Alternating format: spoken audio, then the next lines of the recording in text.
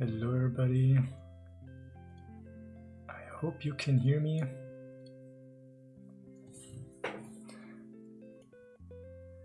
There seems to be a few people in the chat already. XYZ, XY. Are these models available anywhere for purchase, download, for study? They're so cool and skillful. Thanks. Yeah, we'll come to the questions next. Bam, thanks for being here. Daniel, Maxime. Hey everybody. All right, thanks for waiting for me. I think I'm 2 minutes late, but yeah, I guess it's not that bad. Yeah, welcome back. If you attended the last streams as well, as you can see, I have the anatomy study open that we started quite a while ago now. And yeah, today I think I want to detail the face a little bit more, probably adding the different sections of the skull as well, adding these small separations there, as well as detailing the neck part here and texturing the spine a little bit, as well as the face.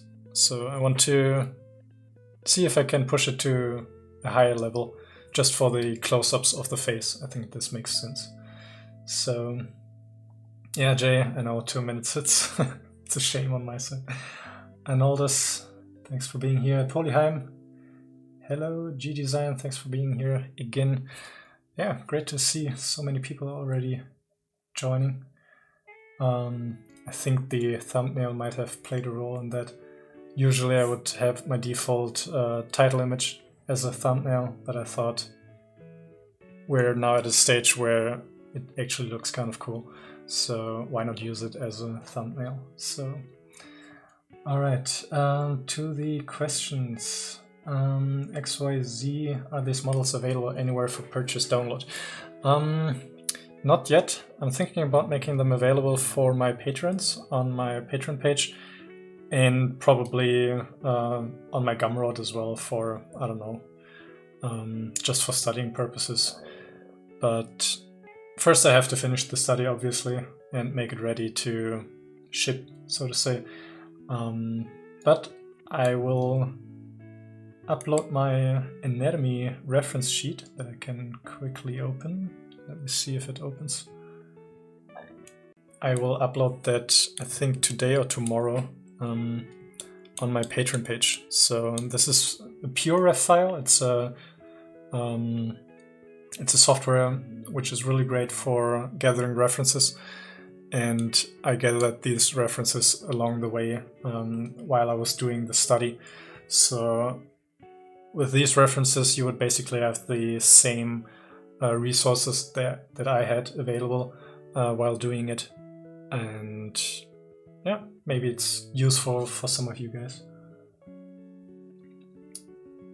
Rohan, do you usually do models for game? I started out in the game industry actually, but in the recent years I did more jobs on commercials as well as 3D printing, but mainly on animated films, commercials, short films and stuff like that. So not too much for games in the last years, but when it comes to the modeling side, I think most of the stuff translates to games anyways. Despite the technicalities of limited poly count or, I don't know, rig requirements and stuff like that, the arrangement of the UVs so it's used more efficiently, but for the model itself it's not that big of a difference. So all right, and yeah, as always, if anyone has any questions, feel free to leave them in the chat. If there are questions that I can't help you with, maybe there are some people in the chat that can help you out as well. And yeah, so like I said, my main goal for today is to detail the skull a little bit more and tried to get this kind of view here detailed up to do a proper render of it. And I can show you the renderings that I did with the last for the last stream. Hey Maxime, thanks for the subscription. Let me quickly open it up. So this was the rendering I did on stream last week, I think. No, on Wednesday, if I'm not mistaken. And this was done in Blender with cycles. And the unfortunate thing at the moment is that Blender doesn't handle the muscles as one volume. So I get these weird artifacts where you see like black edges around the individual muscles where the geometry intersects. And I wrote a bug report on the Blender community, but I hope they will fix it anytime soon. But after that I tried to render it in Arnold just to see how it compares. And as you can see, the artifacts are gone. So yeah, I'm still waiting on for a reply. I think it will take probably a while, but yeah, for now I think maybe it makes sense to do the renderings in Arnold just as an intermediate solution right now. Master Vasmek. Hey Finn, have you taken part at Sculptober yet? Ah, damn. No, I haven't heard of Sculptober, actually. I don't know who initiated it, but I didn't saw any polls or like something like that, so no, not yet. And I do have my own projects at the moment.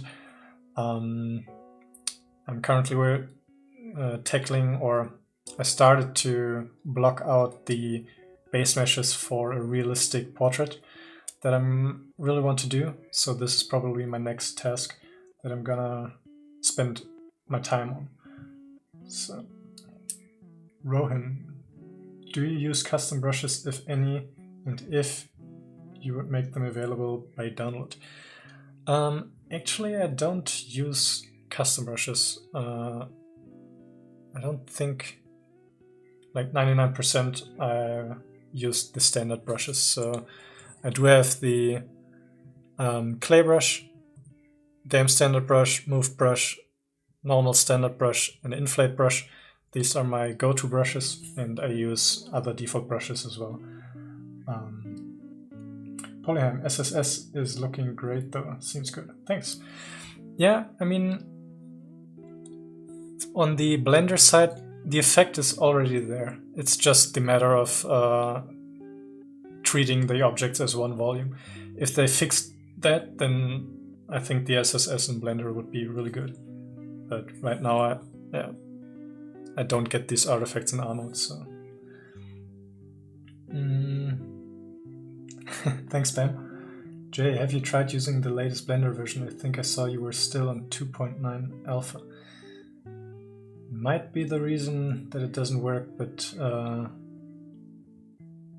didn't know that there are already newer versions, but with the speed that Blender develops, I shouldn't be surprised. So I will do a test render with a newer version, I think after the stream. Hey Aditya. We get our own Sculptor.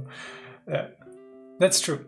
For anyone that's interested in our Discord channel that is available through my Patreon, we will do like a Halloween themed sculpting challenge, so to say. Just a small little how to say, contest. It's not a contest, it's not competitive. We're just challenging ourselves to do like a pumpkin inspired sculpt and do a final postable render in the end. So if you want to join, check out the links in the description to join the Discord. Tolofari is not following. Thanks for the follow. Thanks, Rohan. Justin, good morning. Oh, good evening from my side. It's currently 6:40 p.m.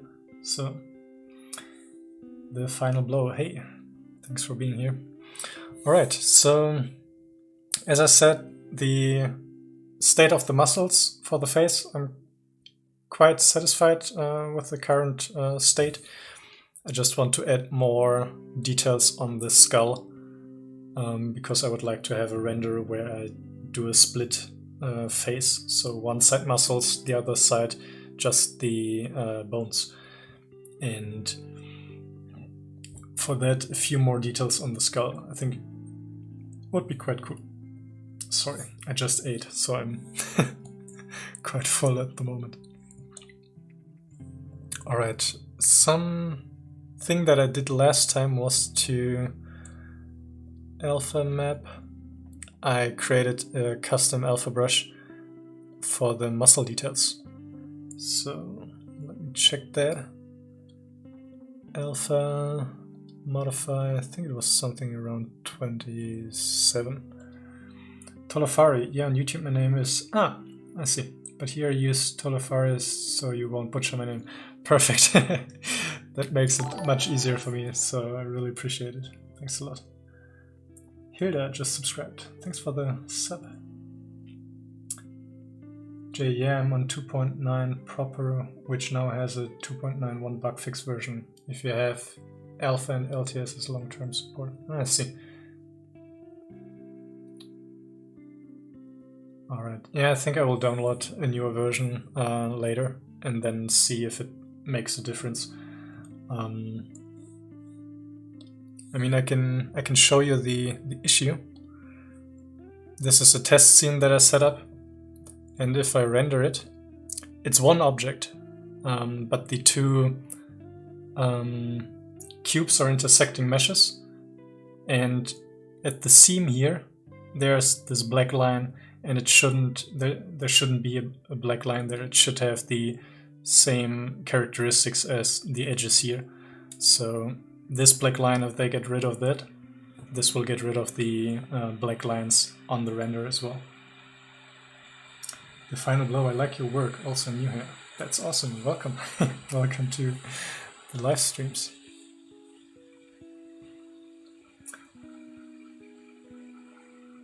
Yeah, exactly, Jay. No, I think it treats it as a blocking object, something that is inside the volume. So yeah, it doesn't reflect the light properly anymore. But it should actually ignore everything that's inside the volume. And this way it avoids all the artifacts. Because in real life there isn't intersecting geometry, which doesn't make sense, of course. Master Vesmec, cool, well that is kind of a challenge when you sculpt every day for each day topic. I heard it from Polygon. I see. If you wanted Instagram, there's a Sculptober where, let's see, where all sort of sculptors sharing their works. If you want and have time, you can give it a look and maybe even launch your own Sculptober, if that is interesting for you. Shared some of mine there too, but I have different name at Instagram. I see. Yeah, it's probably, I will probably join in next year. Right now I do have a few projects set up that I really want to get to, and I think if I load myself up with more responsibility, keeping up with a challenge like that, I think it would distract me too much. But I would really like to join at a certain time challenges like these, where it's like community based and stuff like that. Jay, yeah, like it's basically acting as if there's a tiny space between them, even though there's not. Exactly. Paul and David. Hey, Paul and David. Finn, your background music is always on point too. I can see how you always keep your focus. I should work on my playlist. Yeah, my recommendation would be no lyrics, and something that you can ignore easily, that isn't too attention grabbing. This way your mind can wander off into your work, so to say, and there's still a little bit of distraction that is kind of healthy, I hope.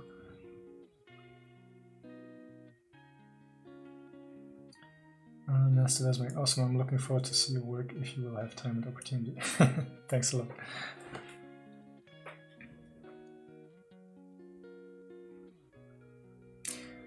Jay, lo-fi hip-hop beats to study and relax to.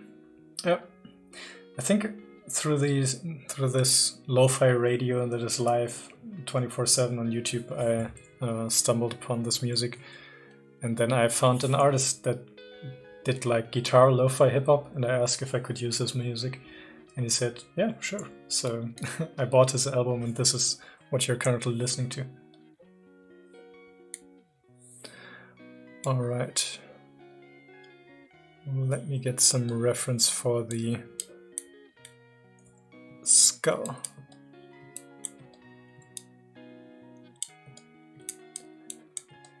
So what I want to do is to trace the different sections here. You see that there are different patches of the skull, and I do actually have proper reference on all of these, but I don't want to go into too much detail. I just want to have the separation, so I could use it as a reference for future stuff that I'm doing. Lo-fi Final Fantasy. That sounds interesting. I'll take a look at it. What is it? City Girl. City Girl. Lo-fi. Maxime, is it PureRef software? Yes, exactly.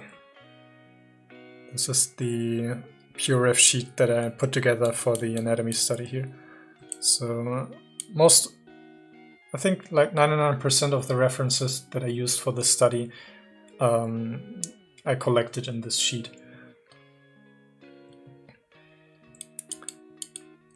Alright. So I think since this is nicely colored, I will use it as a base to draw from for the separation now.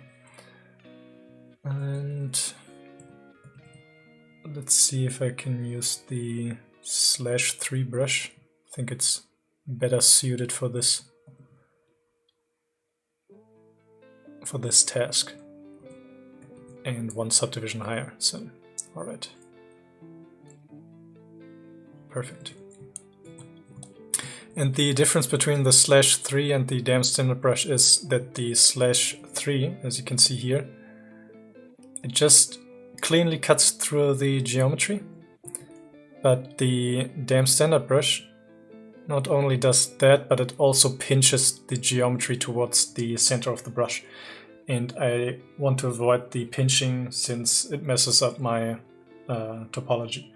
So if you ever noticed why is your geometry so distorted after using the damn standard brush, it's because it has a pinching effect to it.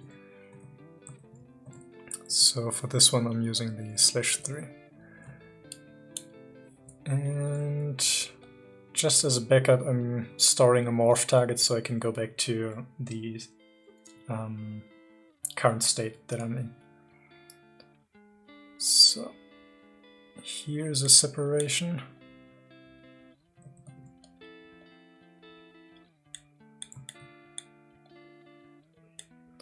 And I'm trying to get an organic feeling here. And this is by wiggling the line back and forth. As you can see here that the line, it has like a lot of curves in it. And this helps to keep the parts locked together.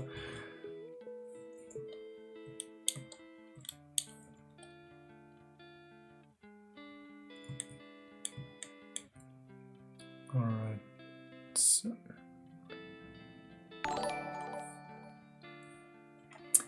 Edgar just subscribed. Thanks for the sub.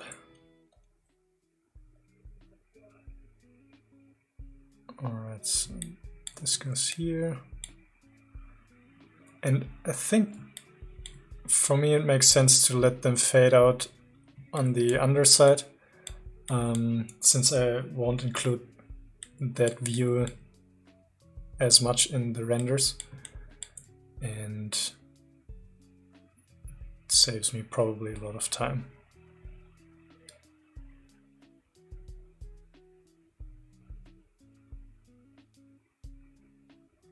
So just a bit of tracing here.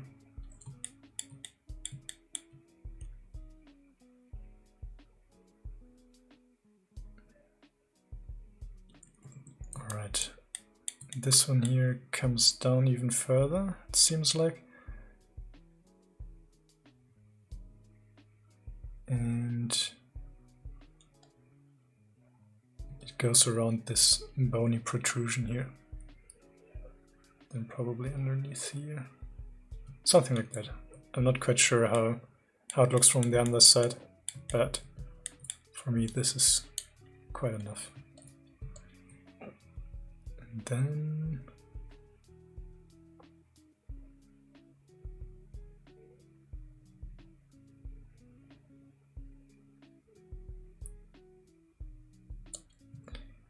this one here is joined together, something like this.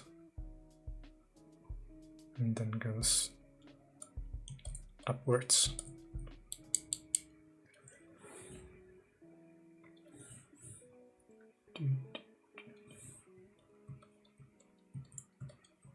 Right here. So if anyone has any questions, it doesn't matter if they're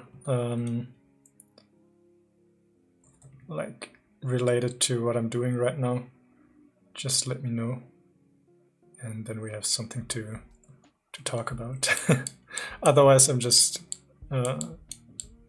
yeah, talking a little bit about the stuff that I'm doing at the moment, but it's pretty straightforward right now. So if anyone has any more interesting topics to talk about, just let me know.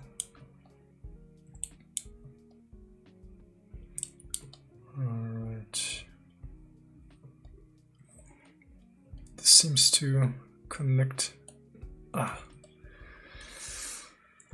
I forgot to add the symmetry back on, but oh well. Practice makes perfect, right?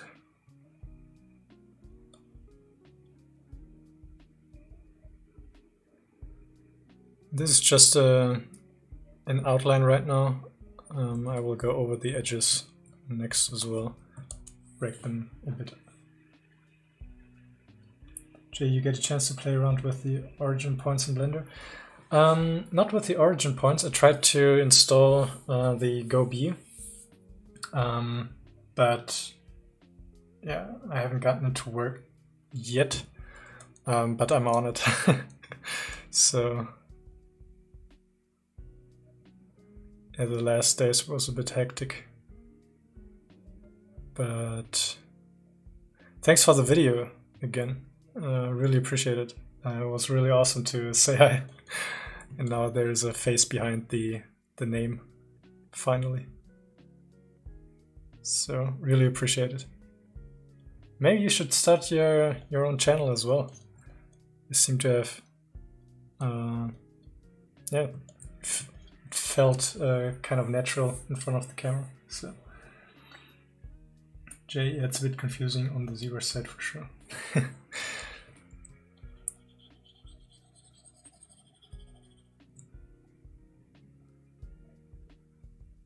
I just have to find all the locations where to put the stuff, and then I don't know. Ben, so Jay isn't an emoji anymore. No, no, he's not. He's a real person now. Okay, can you leave the files to download your references, please? I will make them available today or tomorrow via my Patreon. So I think from the $2 tier upwards, I will make it available. So if you want to get those, check out the links in the description, and you should get access to those as well. Hey, Paul. Thanks for being here again.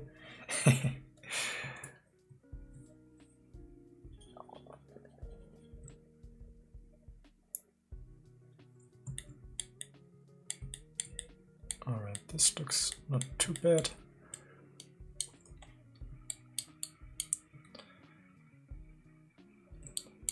Just for the separation of the skulls, of the different plates of the skull. I think it would be good to have that as a small print on my table.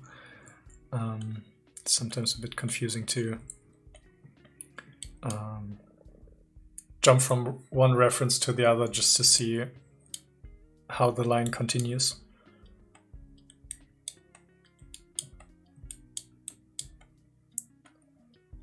Here, for example, the maxilla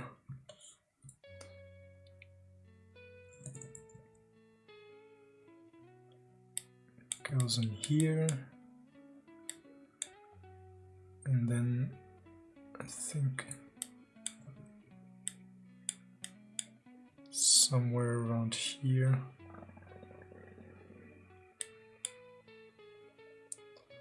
and connects to that.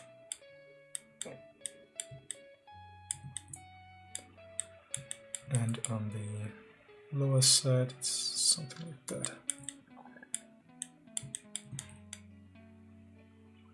And wherever there's a line like this, you can see here that there's actually a slight change in the silhouette.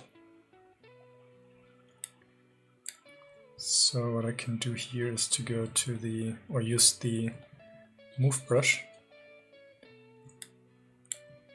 and make that more visible here. So, something like that.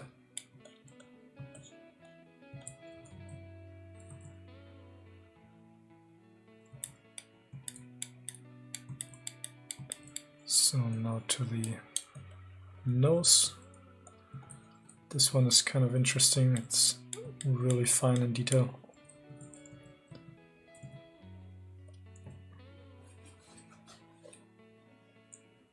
Alright, and it starts probably somewhere here and goes inside of the eye.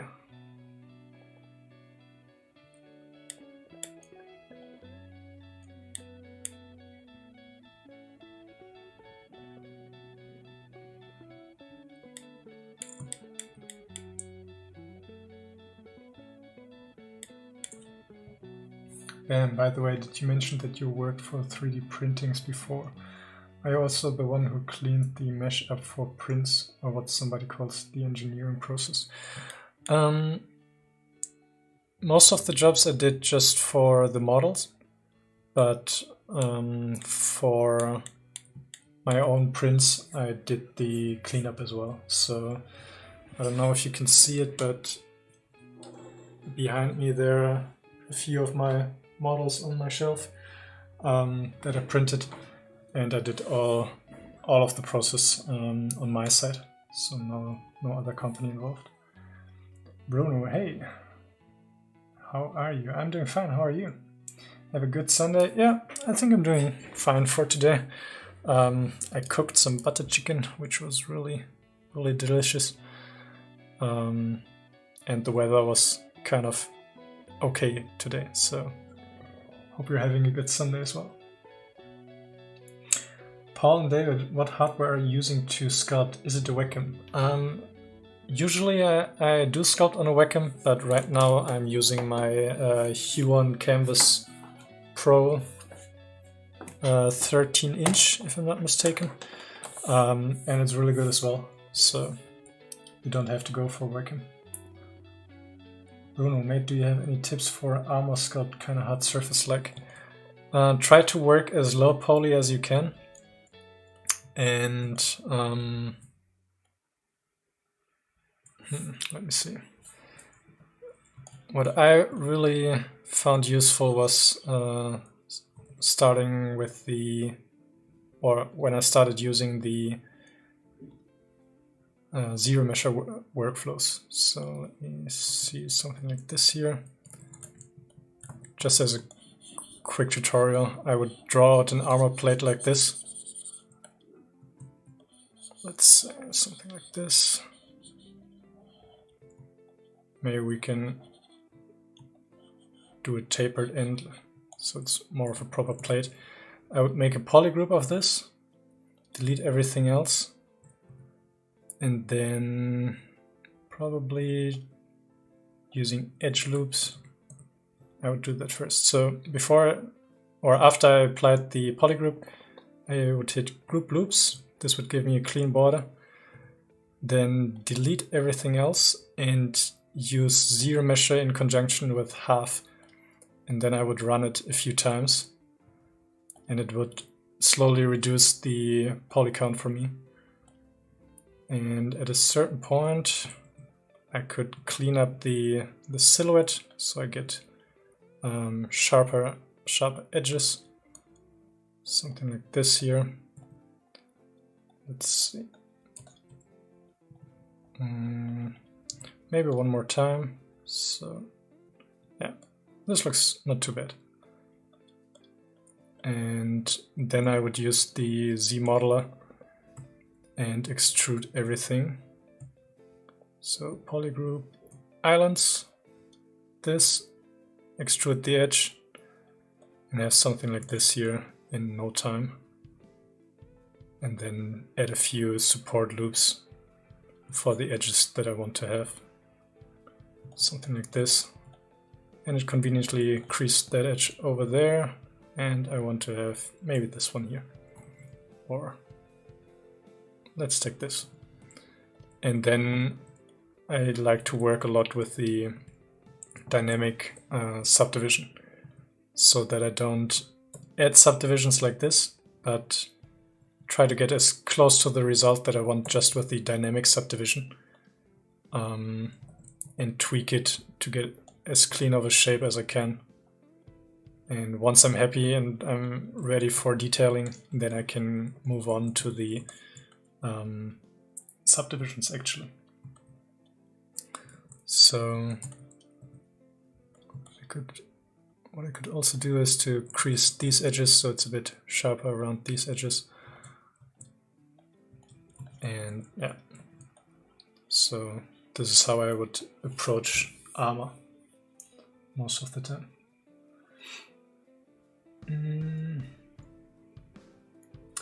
Vibrant, your stuff are great. If you can ask, how did you learn all this? A lot of tutorials, a lot of trial and error, doing things over and over again to see where I can skip a few steps and take some shortcuts. But yeah, it's a process. So over time you will gather more and more tools and techniques to get to the result that you want.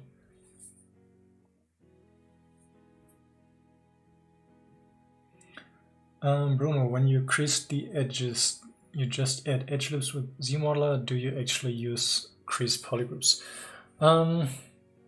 Probably it would make sense to just use the crease function. So, for example, let's remove these here.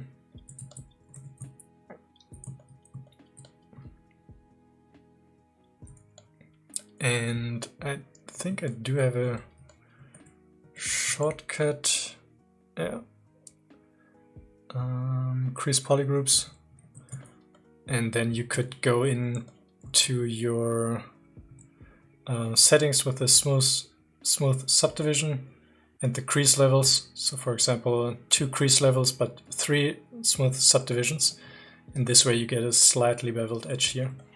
And if you want extra hard loops in here, you can use the Z modeler and use the crease option here. Edge loops partial, sometimes quite good. So creases this edge and then this one and so on. So this would probably even be cleaner, since you don't have an accumulation of a lot of polygons in small areas and is more evenly distributed. So good call. Kale, I love watching your videos. Your direct is quite convenient for me because last night I was studying the anatomy of the skull. Greetings from Chile. Oh, that's awesome.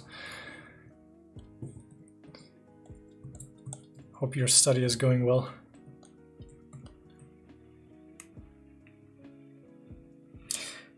Yeah, these modeling tools with the Z-model are quite powerful. It's a bit tricky to get a hang of it, since it's so unusual as always in ZBrush, but you can get quite fast with those, which is really cool. Especially for like smaller tasks, they come in quite handy. And you just need to change up a few things here and there. I think these are the big intersections. No, there should be one on the zygomaticus here.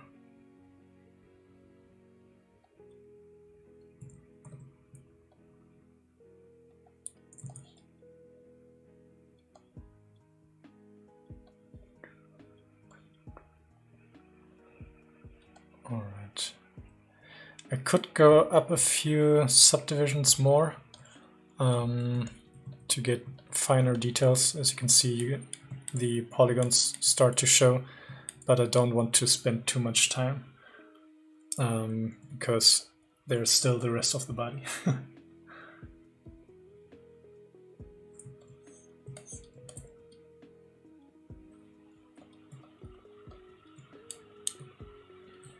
But a few more details would be cool. Something like these imperfections here.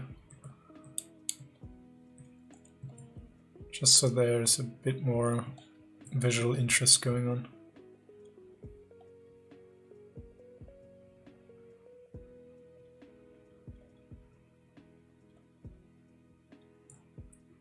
Hey Akir, thanks for being here.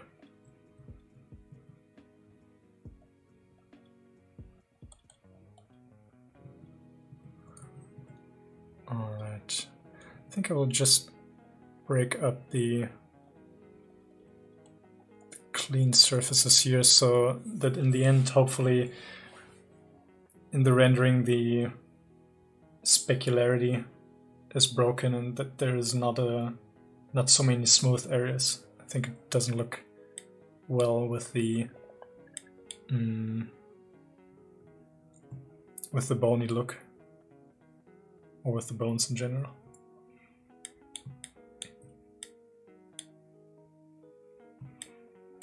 Finn, those teeth look really realistic. Thanks a lot. I think what really helps is to continue the teeth upwards so they would they converge into their root. I'm not sure if that's the right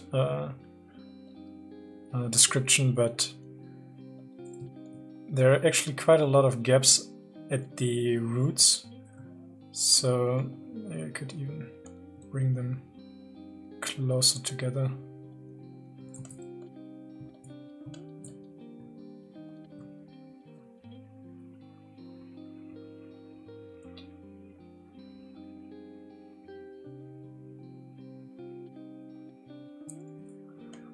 Alright, so breaking up the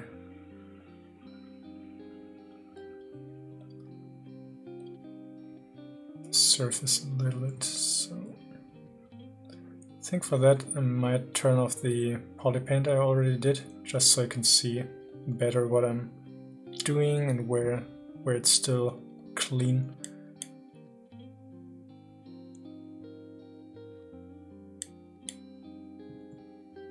So here, for example, there's seems to be a few details, a few grooves that I could add here as well.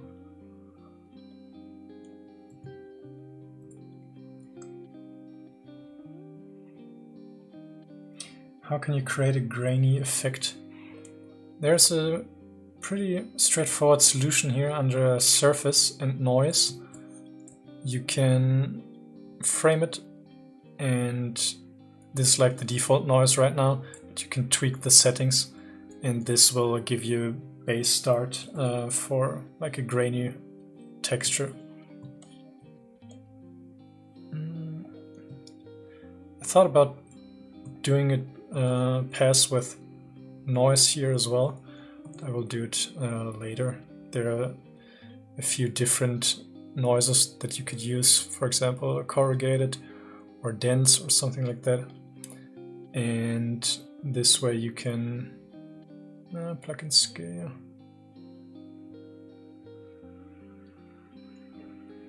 Come on.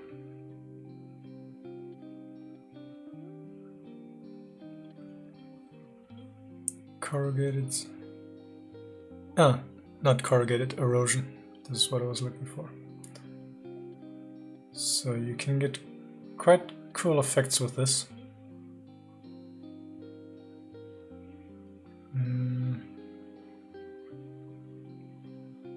And yeah, you can play around with a few settings here, but yeah, I will do it later, just as a extra bonus to add more detail. So maybe using the standard brush here to enhance a few details up here.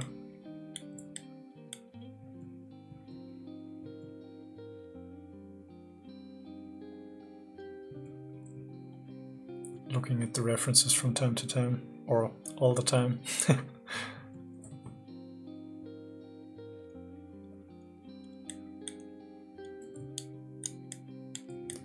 And in this area it's a bit more broken up. You can see there are quite a lot of irregularities.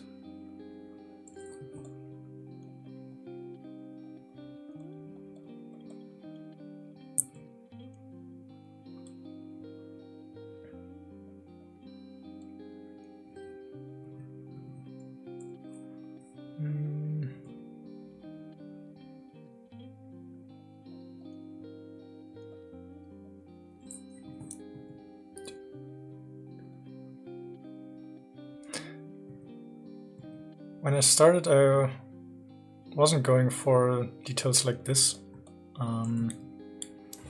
but yeah, I don't know. I'm now at the point that I am with this study here right now, and why not push it a little bit further, just to get a few extra points out of it as well.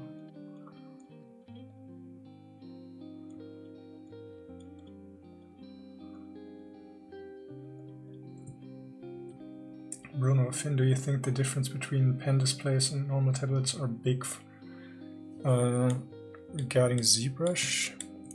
I would say for starting out, and in my position right now, graphic tablets are totally enough. I mean, it's if you can afford it and you want to invest money into a display graphic tablet, then go for it. But I do have one at the moment here, and I just use it as a normal graphics tablet because I'm so used to sculpting in Zbrush or sculpt in Zbrush with this. And I tried it out, I think a few years ago on a convention, sculpting with on a big, I think it was 29-inch Wacom Cintiq. But it didn't blew me away that I thought, wow, I need one myself. So yeah, I'm using a normal graphics tablet for over 10 years now, and I never felt uncomfortable with it. So, but if you're used to it already, maybe if you're coming from the illustration side, maybe it feels better, more natural, but it's not a necessity. Jay, if you get an email to go work on a major production, no matter where, what studio you want it to be from, or which IP? I would really like to work on a fantasy IP, something like King Killer Chronicles, or the, what is it called in English? By Drittste Orden, like the is it Drow? I think it's Drow. It's a dark elf kind of fantasy novel, which is really good. Something like that. I'm not so much into doing stuff for sci-fi, even though I really appreciate the work that goes into these movies, but I'm not quite sure if it's for me. But then on the other hand, when I see things like the stuff that Veta Digital is doing, or Veta Workshop for that matter, then I think maybe there's something to it as well. But yeah, Veta would be awesome.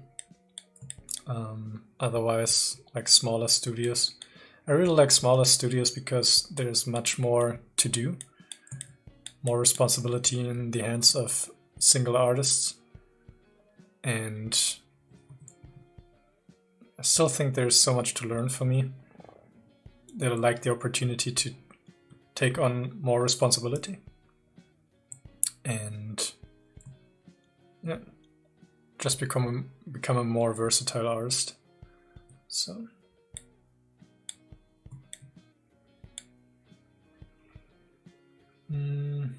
Akshay Kumar, I joined late. Can you show the shape of head? Side view. Sure. So this is right now the current state of the skull. And I'm currently trying to get a few imperfections in here, just to give it a bit more of a visual interest.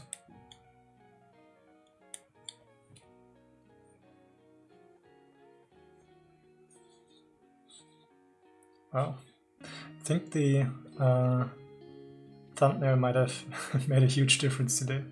So much more likes and a few more people joining, which is cool. So, Bam, I want to work in the 3D printing industry in the future. Then go for it. I think it's currently a really good time to join that industry, since it's growing so rapidly at the moment. And if you want to get started, all the printers, or there are a lot of affordable printers out there to do your own testing, and if you don't find jobs, then make your own little projects and post them online with the printed results and attract clients through that. I think it's a good opportunity at the moment. The hardware became really, really cheap.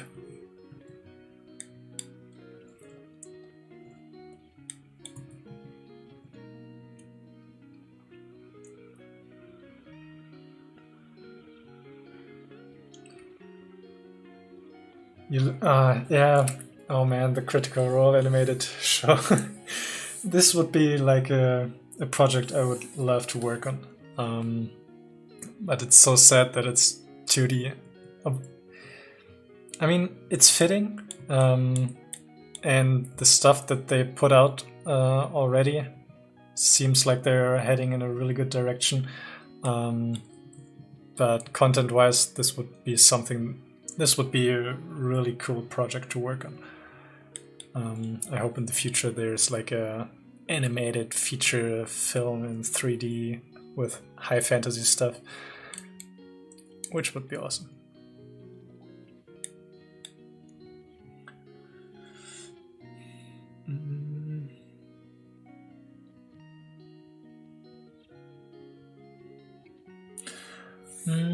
They did a few animation tests already, if I'm not mistaken. They do have the intro for the Kickstarter, and it's in 2D, if I'm not mistaken. But yeah, I don't know if it would be like a Dragon Prince hybrid. I'm not quite sure if it would be fun for me. What do I say? It would be awesome to be part of this project, no matter what. But I backed their Kickstarter, so in some way or the other, I am part.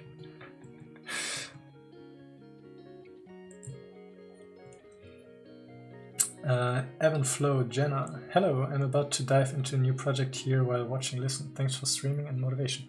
That's awesome. What are you working on? It's really cool to hear when people are doing their own projects while listening. Kind of feels like a creative collective doing things together.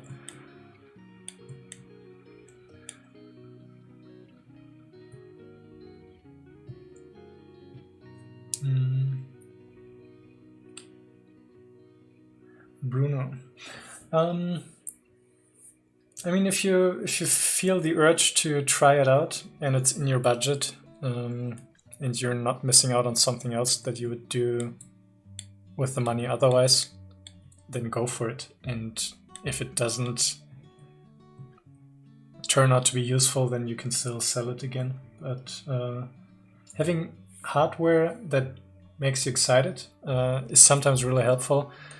It shouldn't be the reason why you're going into it, but having a nice work environment definitely helps with keeping the frequency of negative emotion low. When things sometimes don't work, that's really annoying and it drains energy. So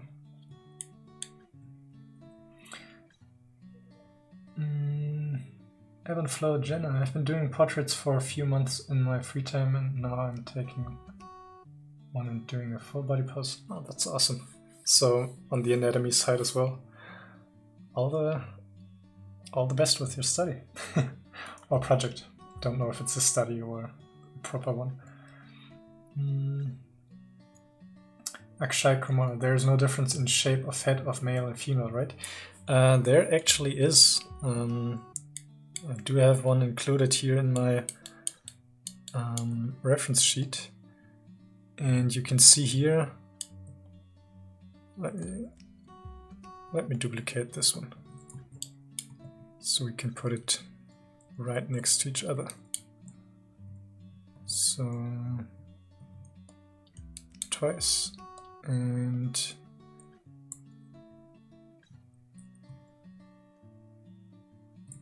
come on.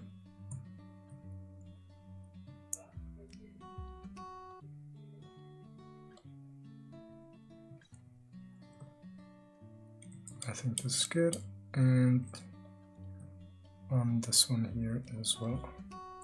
So putting those next to each other,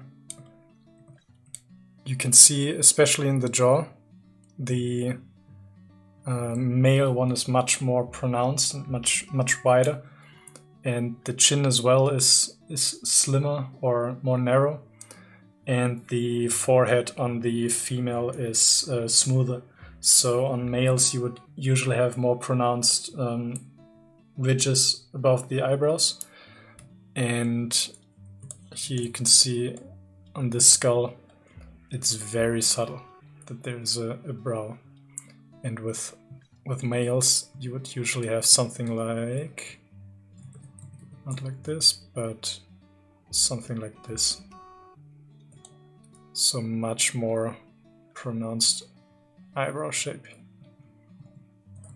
and could go more in detail with this, but this makes it definitely more masculine. So there are differences between males and females in that regard.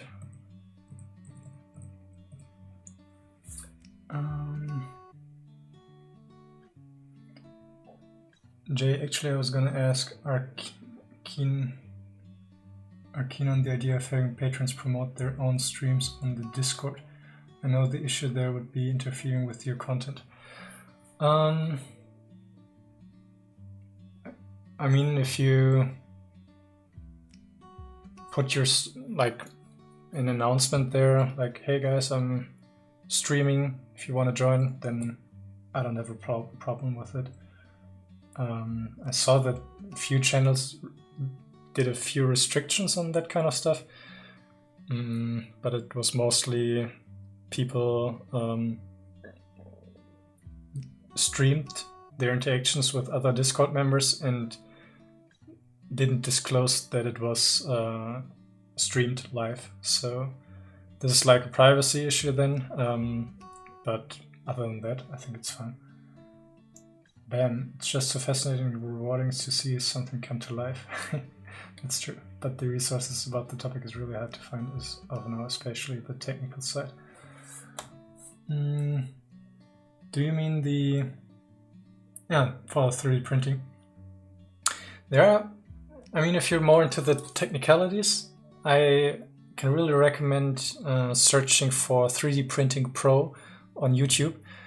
The production quality might seem a bit low, but the stuff that the guy is talking about is... yeah, he has a lot of knowledge. And yeah, if you want to get like all the tips and tricks for 3D printing, this is definitely someone to check out.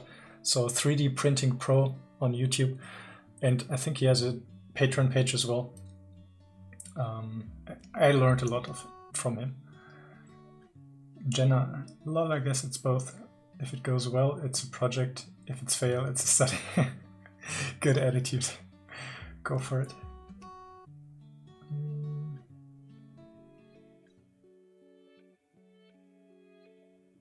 I see.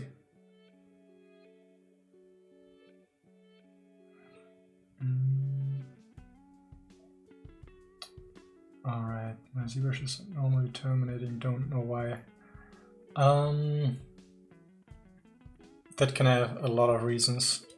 If it crashes constantly, maybe it's maybe you have too little RAM. I think if you don't have enough RAM in your PC, then Zbrush takes a lot of time to do certain processes, and then it can probably freak out sometimes. But yeah, not quite sure. I would need to have more details on that. Shouldn't have eaten that much.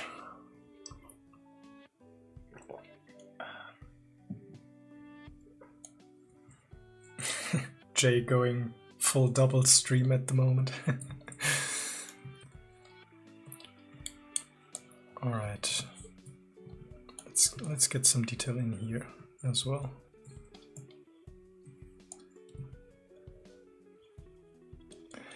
And for this, I'm using the clay brush. I really like the texture that it gives me.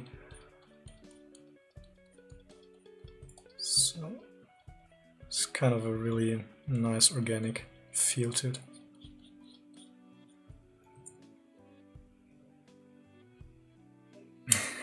Likenesses are hard. I still struggle with that as well.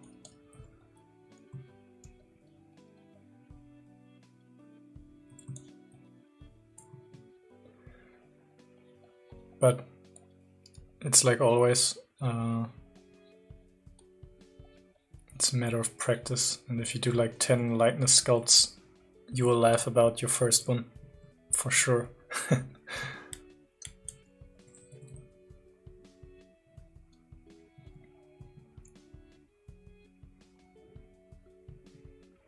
Alright, now I'm elevating the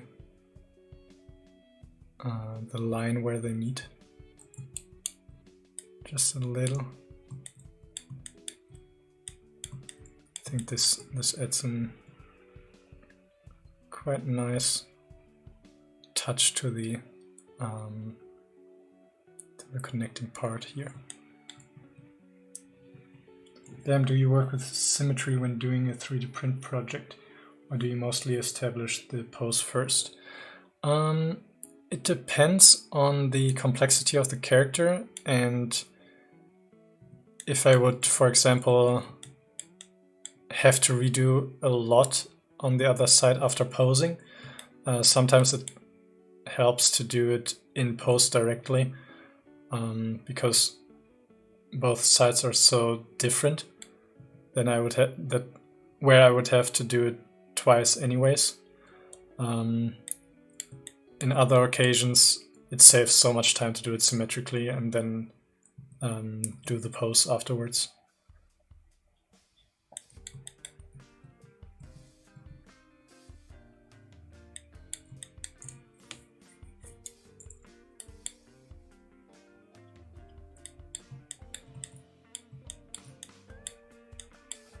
Let's see how it looks with the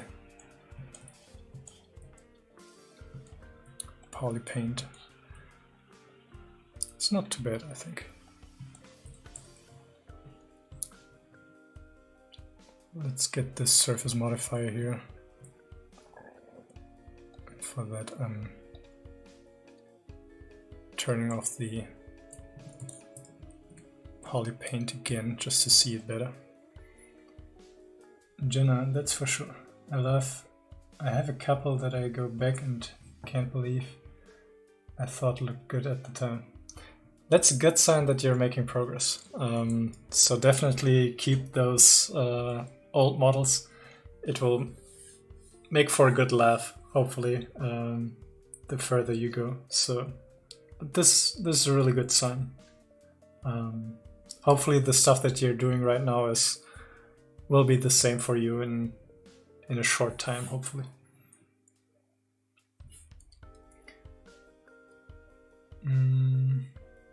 Why are displacement maps default to 32 bits versus 16-bit TIFFs like everything else? My guess would be just to avoid clipping, because in 32 bits there are much more steps in there, so you don't get this stepping effect. If you would, for example, use an 8-bit displacement map, you would get yeah, how do you say that? Like plateaus stacking one after the other, like a 3D printed mesh. And the more information you have, the less you get of that. So my guess would be just to have as clean details as possible.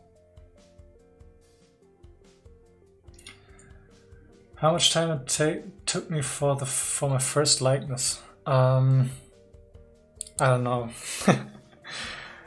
I wouldn't use it as a measurement for me because I probably spent, I don't know, maybe 10 hours on it, but it turned out like crap. So now I would probably do a better job in less time, but I think especially when you're studying, time isn't that important. Just if you're progressing and if you notice your mistakes, learn from them, try to correct them and move on to new stuff. So iterations is quite important, I would think. All right, let's get a bit here going for the details. Let's see how we can get interesting results.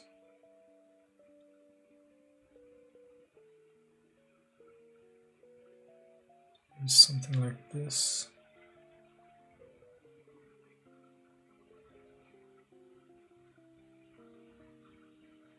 Let's do something like this. All right, and let's keep the morph target for now.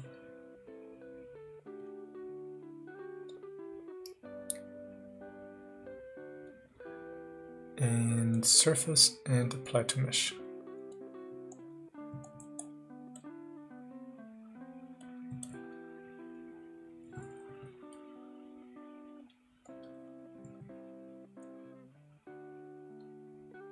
Just want to get rid of these clean edges here.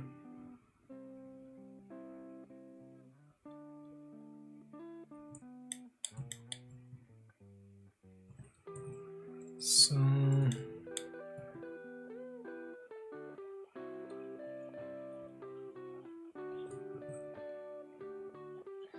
I think I'm going along the edges here just to make it a bit more interesting.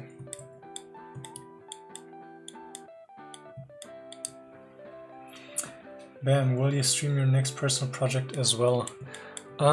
Probably not, because I want to do a proper video of it documenting the process, and it's something that I want to keep for myself before announcing it. Maybe I will share a few progress images on my Patreon page, but this is a bigger project that I wanted to do for myself, and then showed the progress or the process afterwards in a video. And I hopefully will get through that project this way a bit faster as well. So I will probably spend more than 2 days a week on it. But yeah, I wanted to get back to making proper videos. I kind of miss it.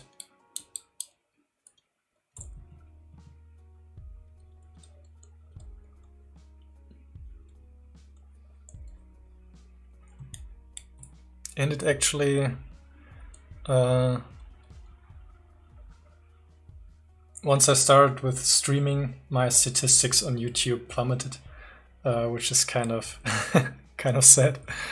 But I guess YouTube just isn't a streaming platform, so they don't encourage streaming that much. And it's probably because I haven't uploaded as regularly.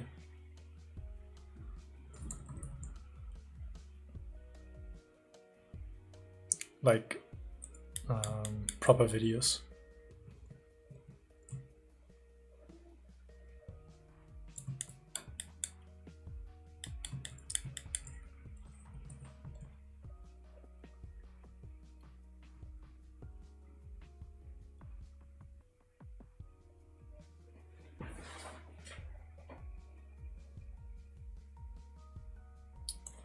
Yeah, I thought about it. I thought about doing like highlights or something like that, but I don't know, I feel like it's so... the stuff is so spontaneous and not well curated that it wouldn't make for a good video. Maybe if I get more practice in it, and if there's something like a topic where I'm focusing for like 10 minutes on an answer or something like that, then maybe. But yeah, like pull out the displacement map generation bit from the Ang video and post that. This is actually a video that I wanted to do, like the displacement workflow between Zbrush and Blender. Similar to the stuff that I did on the stream that I think you referred to. But I wanted to make it cleaner with a nicer presentation and more straightforward. So yeah, so many things to do. Thanks, Pam. And hello, Billbeck. Thanks for joining. Let's use the /3 brush here. Just want to get rid of the hard fall off of this brush.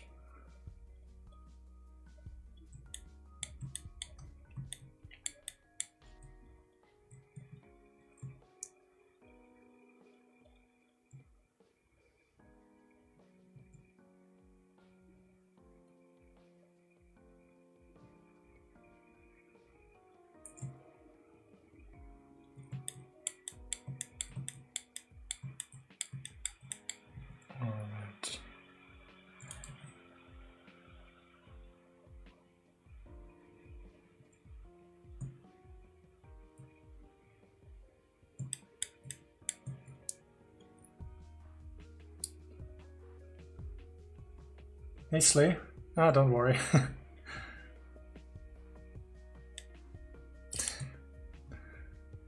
Thanks, Ben. I really appreciate your support.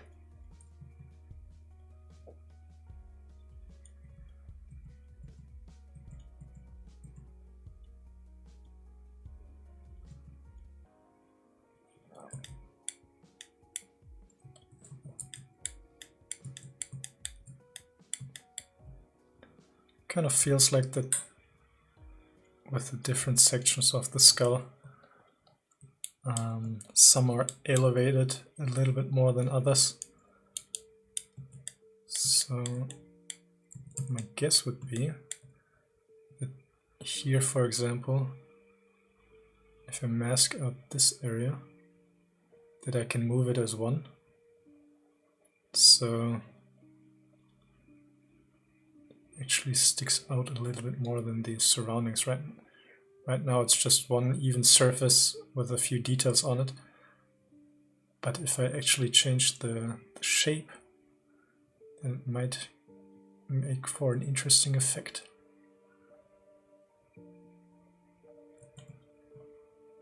So let's start with just this section here.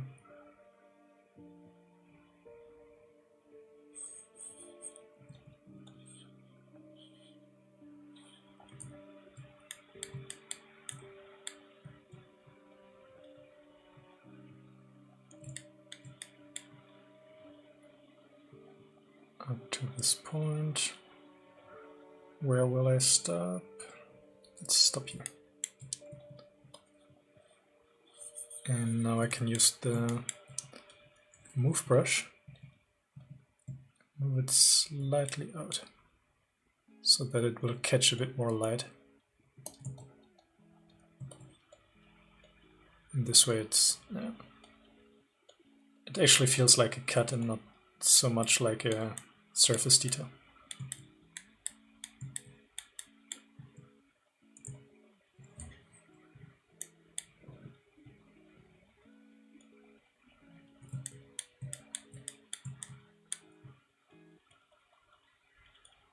A lot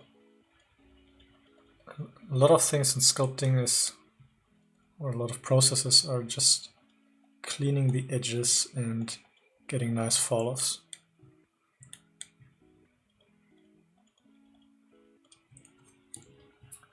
Slay, I asked one thing about multi-map export options and displacement about subdivision level. If you have a question there, just let me know. I think there are a few things regarding the subdivision levels with the multi-map exporter, but a more specific question would be, then I can answer it better.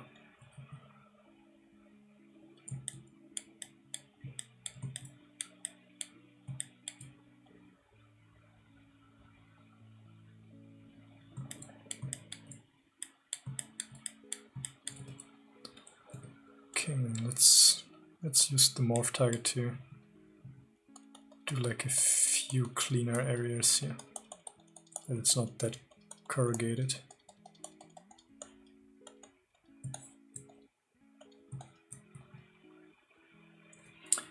Is that necessary or no?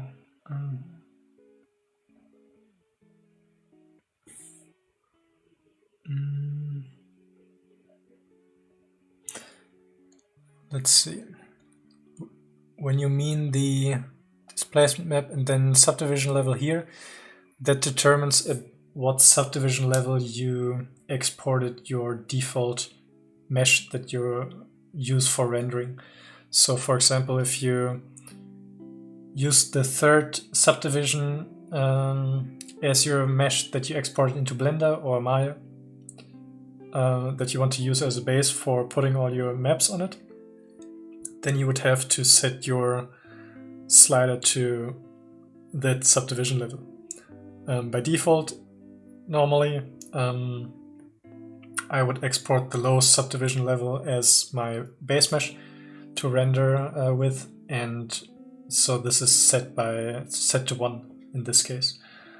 And for example, let's use the skull here. It has 4 subdivision levels. If I would use the lowest one and export this mesh as my mesh for rendering, I would have to put the subdivision slider to 1 as well by default. But if I would, for example, export the third subdivision level here and use it as my base mesh, my default mesh in Blender, then I would have to set this level here to 3 as well. and then render the displacement map from there. And this way you don't get, like, as you can see, the model right now contains a lot of details already. And if I would use the displacement map that I would bake from this model, they would get applied twice, so to say. So yeah, I hope that answered the question.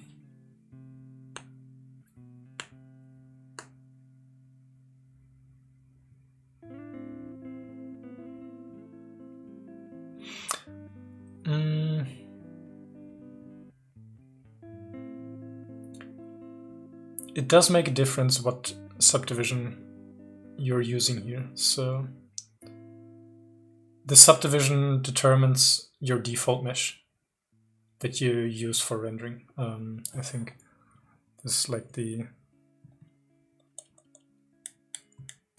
best explanation that I can think of.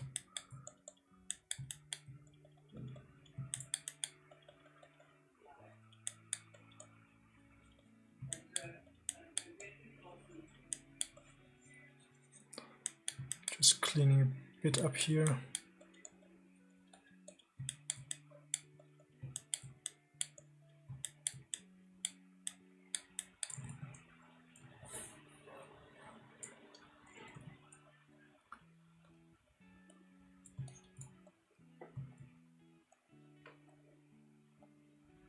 Alright, this doesn't look too bad, I think.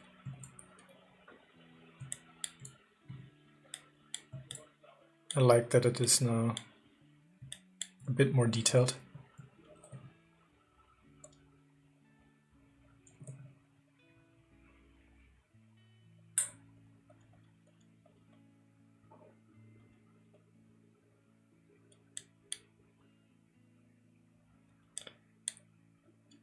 I really like the area here in comparison to the rest. So maybe I can feather this out here as well. So it's not that clean.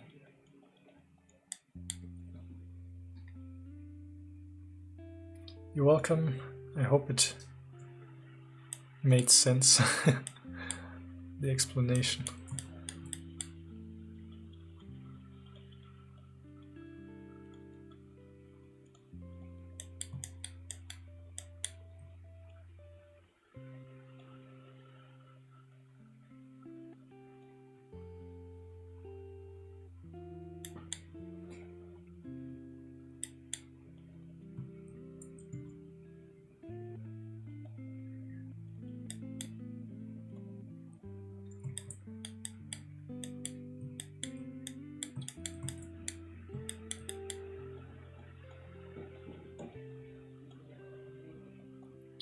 I think this slight feathering here at the end gives a nice touch.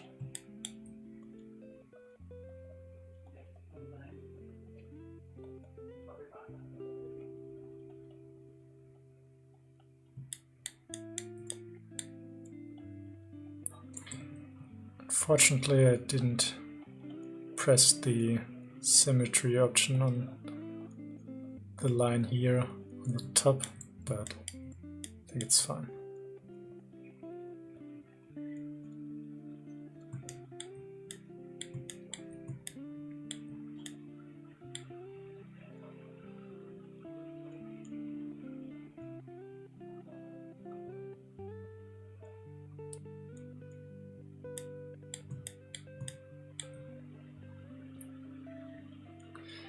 Maybe I should have gone one subdivision level higher.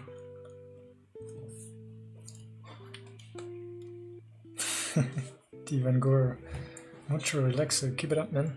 Thanks a lot. Hope you all can have some rest right now and relax. Or work on your stuff.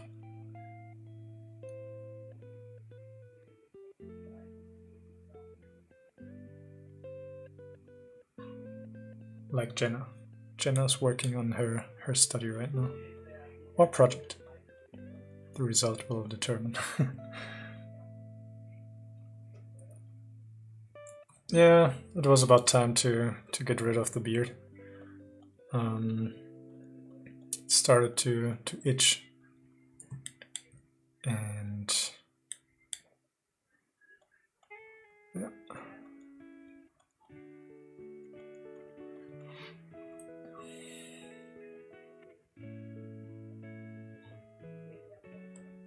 Yeah, damn, I noticed as well.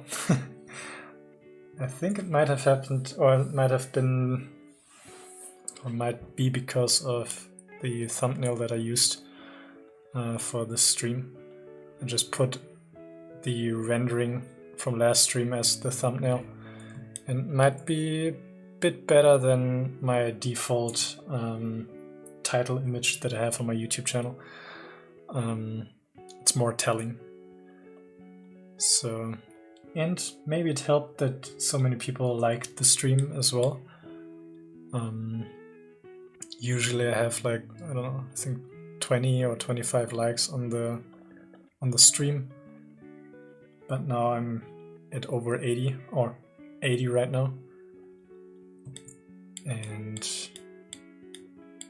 I guess it shows YouTube that more people might be interested in it as well. Not quite sure, but yeah, thanks for everyone that liked the video.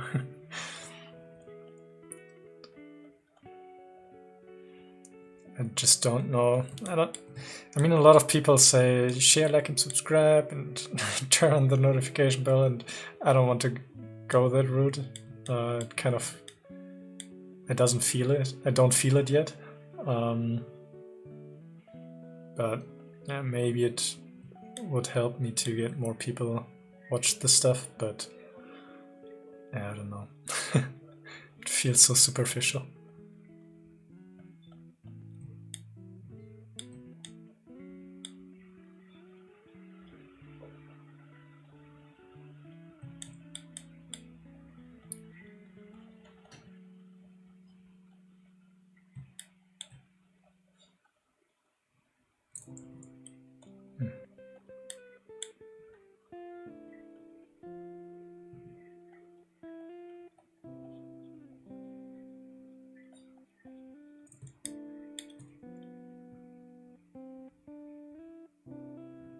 There's no like option on mobile. That's strange.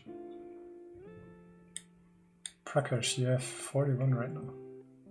I think the consistency goes a long way too. Yeah, maybe. Or probably. I wish I could have the same consistency with proper videos, but I still struggle with that. So this will be probably my next endeavor, to be able to have a proper upload schedule. Not because I want to create more videos, but obviously I want to do that, but develop some kind of a stable output and not so spontaneous and inefficient. I really don't like the inefficiency aspect of uploading videos on a random basis. For me, it shows the lack of my discipline. And doing live streams actually is easier for me, since it's starting the live stream and then all of you are there that are holding me accountable in a certain way, and so I stick with it much better. But yeah, I hope that I can get to the same level of consistency in regards of proper videos.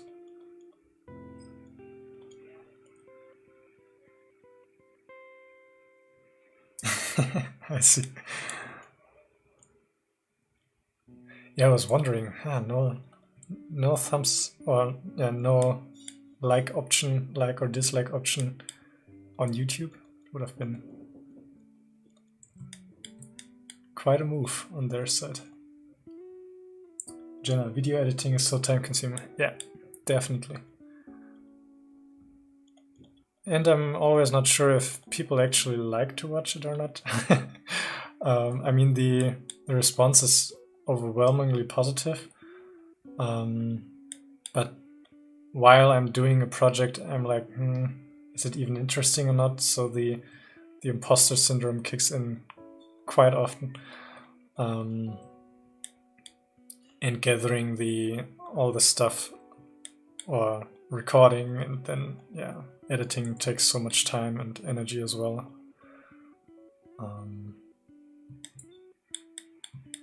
I have a huge respect to all the big YouTubers that are doing like, I don't know, 3 videos a week with like a lot of stuff going on in the video itself. Huge respect. It just takes so much time and effort.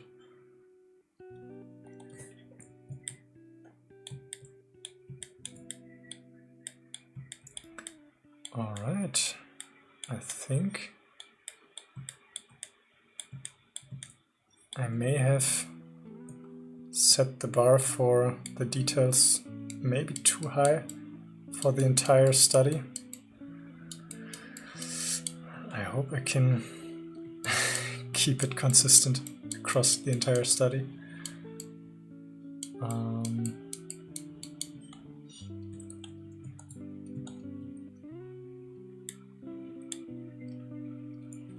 Yeah, I heard so as well. Always like giving it to the editor,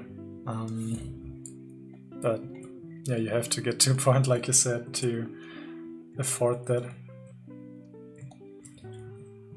And I'm not quite sure. I think for entertainment it might be easier than for educational tutorial kind of stuff, because for entertainment, I don't know, an editor knows what is interesting for the audience.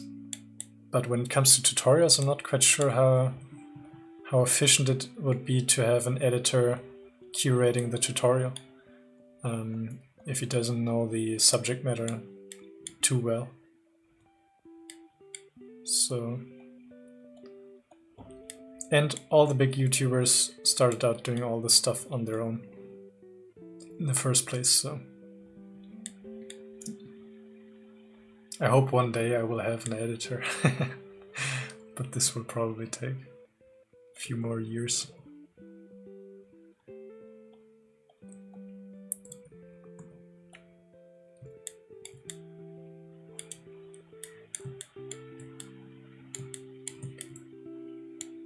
Senyalo, do you sell your 3D model? If you're talking about the study that I'm doing right now, probably once it's finished. I will either make it, or probably make it available for my patrons, and then put it up for sale somewhere, maybe on Gumroad or something like that, if anyone is interested in that. So the reference sheet here I will upload to my Patreon page, I think today or tomorrow. So if you're interested in the resources that I used for doing this study, you can check out the links in the description to my Patreon page.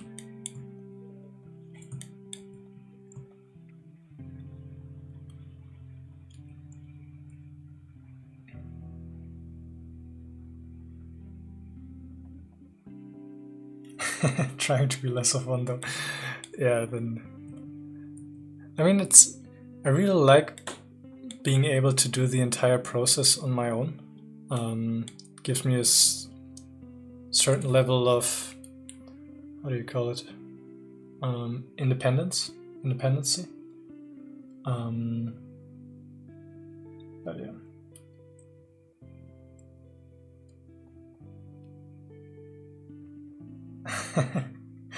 Jenna, that's too true. Yeah, I definitely feel you. It's like every step that I took was necessary to get to the next level or to the next step of the process. So everything feels so crucial when you've done it yourself. But yeah, I found that I could cut away like 80% of, well, not 80%, but a lot of the boring parts without making it less useful to watch, I would say. Try to cut away as much as you can first, and then see if you took away too much. Maybe approaching it that way might be easier to let go of a few things.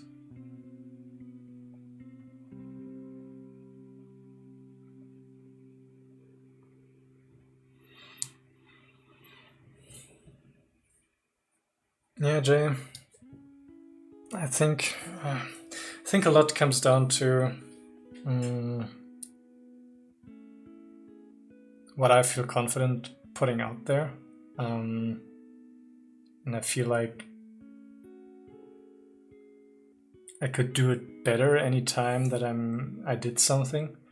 And for me, these streams, for example, it's like, all right, I dedicate a certain section of the day of a certain day of the week to create that and to chat with all of you, and then it's done. And this is like, this is a huge relief from my side to not feel like I still have to work on it in order to make it valuable to other people. But maybe it's just a bunch of excuses right now, probably. Yeah.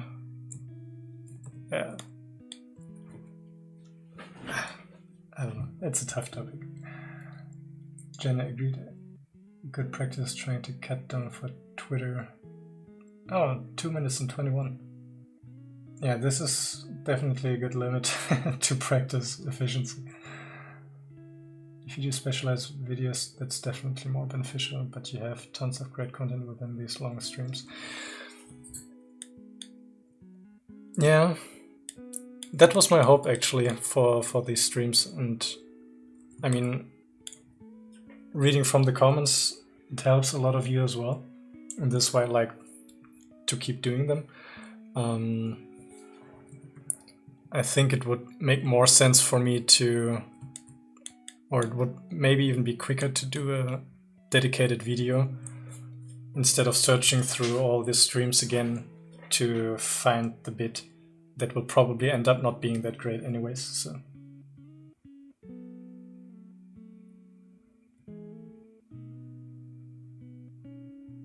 oh boy, thanks a lot, Jay.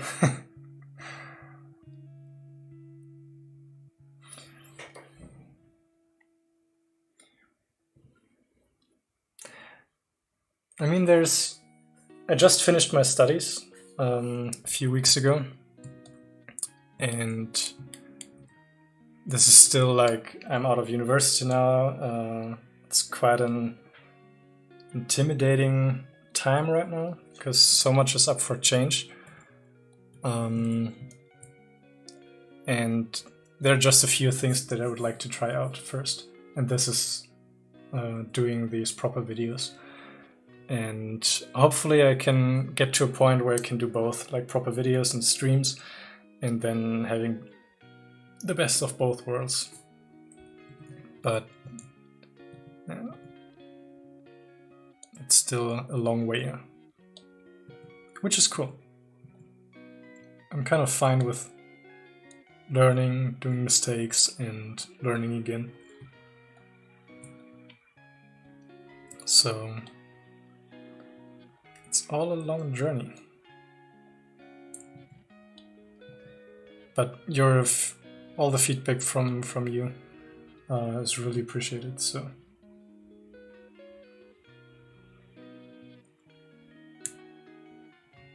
thanks, Jay. Yeah, I mean, videos like these, they used to be more timeless videos without narration, is what got me started in the first place. When I started like 10 years ago doing all of that. So I always thought it would be nice to do the same thing as well. And no matter how great an artist is, he was at the point that any one of you is right now as well. So if I can share a few tips and tricks here and there, then I feel kind of enticed to do that. So you're all too kind.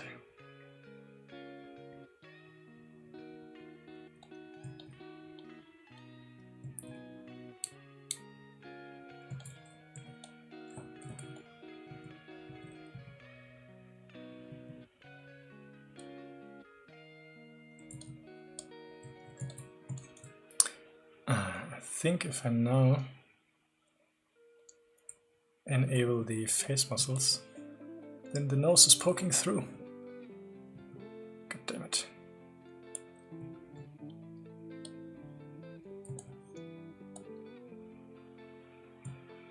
Much better. Okay, I have to change the skull a little bit again, just so there are no intersections with the muscles. But I think this... Oh.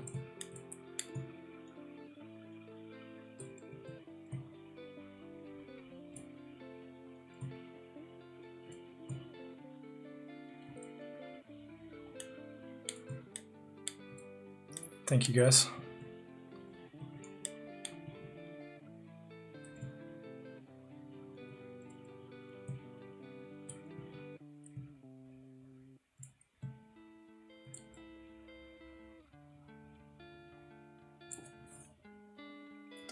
Any recommends on a resource engine for good skin albedos? I don't know if there's a free one out there, but what I recently bought is the, not for the albedos, but for the alpha maps, is the Texturing XYZ. It's a website that sells scanned data. So, and they do have like extremely high resolution albedo maps for the skin as well. Not only the displacement maps, but also for the color. So maybe if you don't buy it, then maybe it's still a good reference to check that out. So it's Texturing XYZ.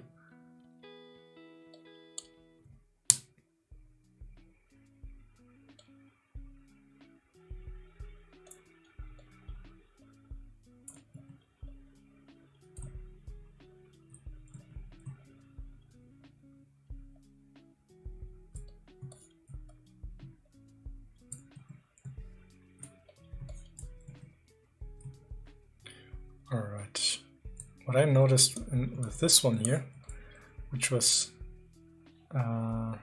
quite tricky, was that I got rendering issues. But when I turn on double, you can see that there's an intersection from the other side. So this was kind of the issue for me.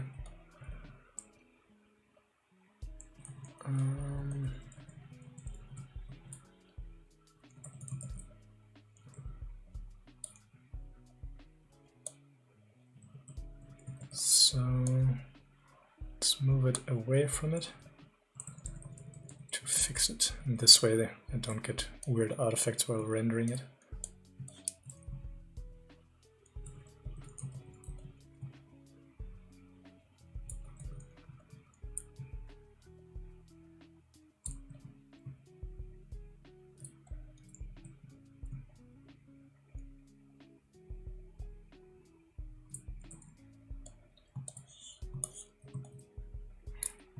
I'm just going over the model right now just to see if I missed any intersections.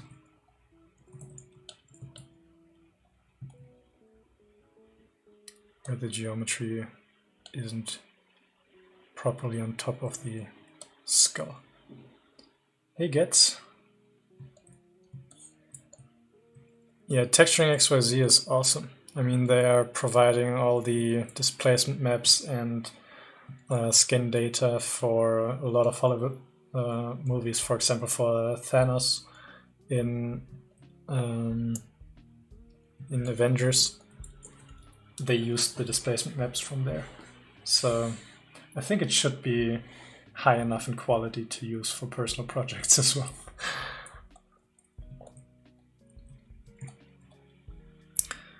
Alright, that is now in place. Let's detail up the jaw a little bit.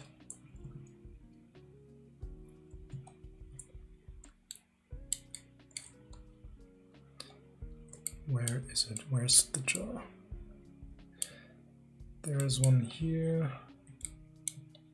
Do I see enough details on it? A little bit. Yeah, they're pretty expensive, especially if you want to use them for commercial use. Then it's like a lot for maps, but they're really good. So it's justified to a certain degree. Rush, nice beard. Do you mean mine? Yeah, just get rid of my old one. It was about time.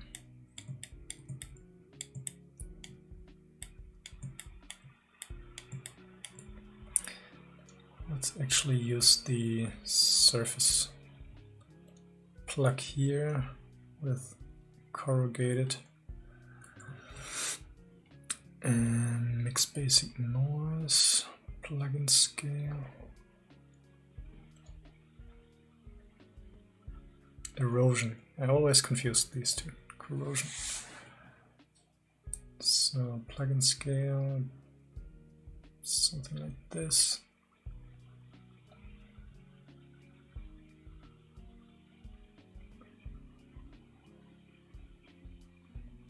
Looks kind of strange to me.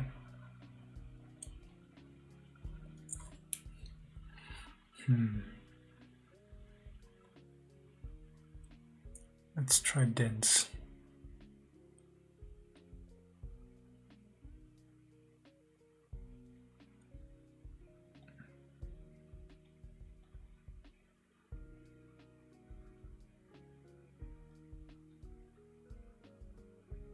Maybe something like that.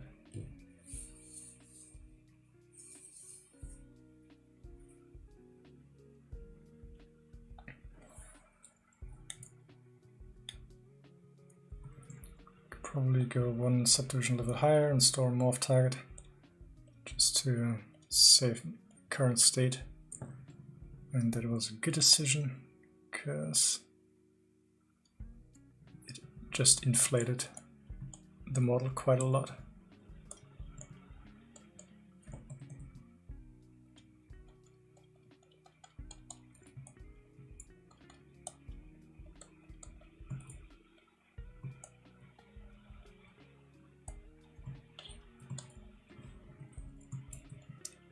So a bit more details here.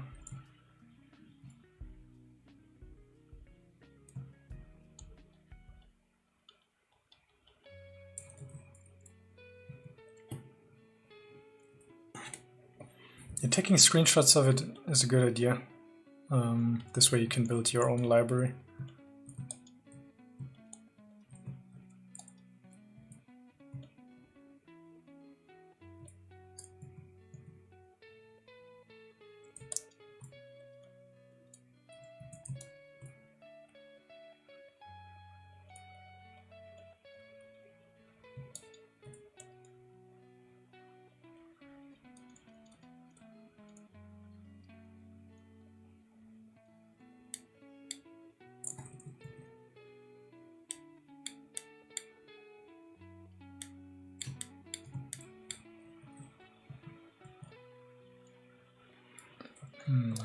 Let's see if I find a good reference for the side view of the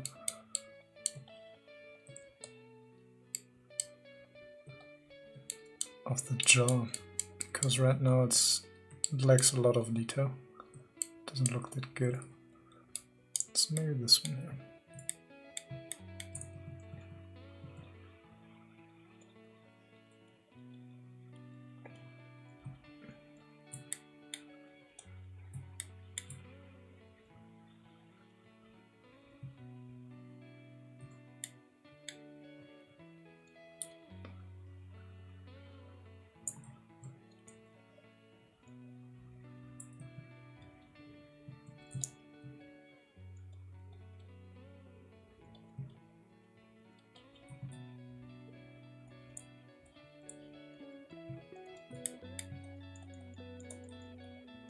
Just want to get rid of this clean surfaces here. Can be broken off a little. Kale, you plan to do something for Halloween? Actually, we do have a small sculpting, how do you say it? Sculpting challenge, sculpt off. Not a competitive one, but with a pumpkin inspired theme. So we're doing it on our Discord server channel, and I still have to do it, but it's meant to be like a small sculpting challenge. Just finishing something that is postable, so to say, that has a pumpkin included. And yeah, so it's something that we do with our patrons, or with my patrons.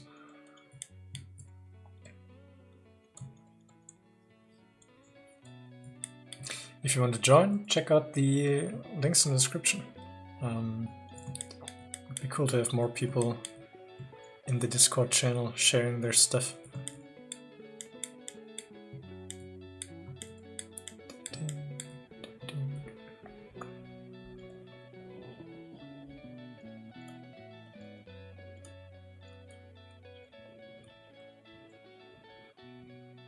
Hey Romina.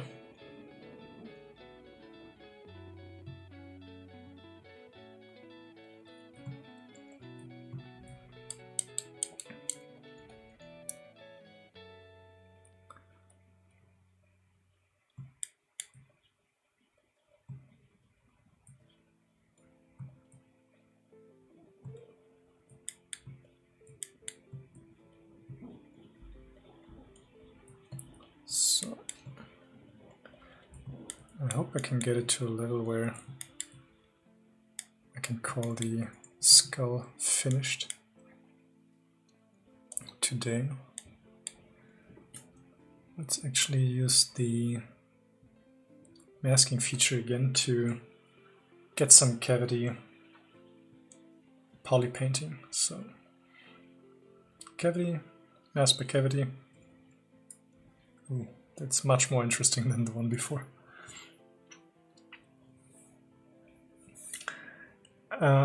Kale, can you speak Spanish? Just curious. 1 minute.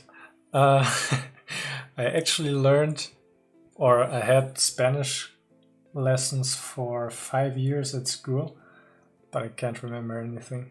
I can say, hola, me llamo Fin, ¿qué tal? Or, ça va? No, that's French. So, as you can see, I fail completely with that. Let's see.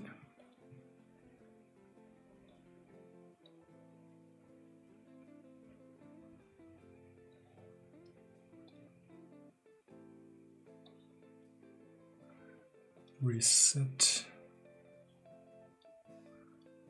Let's see, peaks and peaks and valleys. Nope, don't like that.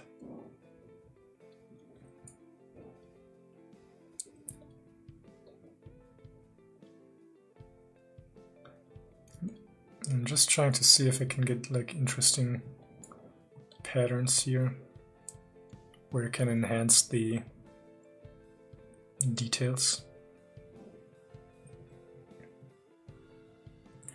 Alright, let's use this one here with the spray, and let's take this kind of dirt alpha. And let's use a darker color, something like this. And use RGB. And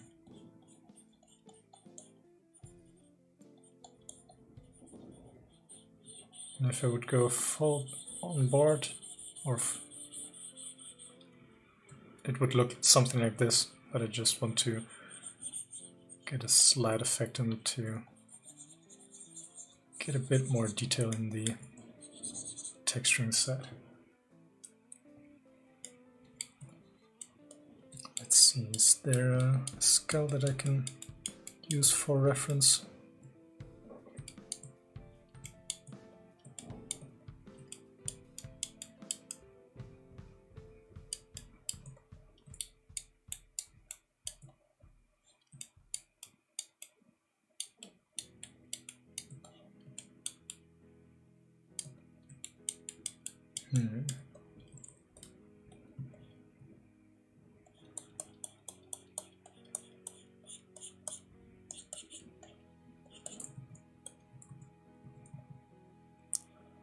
Maybe here on the teeth.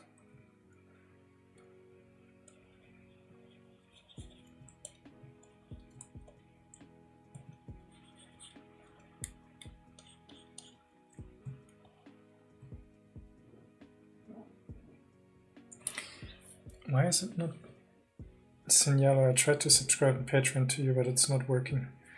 That's really strange.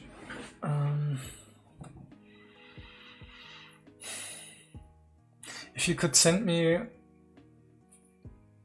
like via Patreon, I think you should be able to send me a message there, a direct message, like a private one, with the steps that don't work.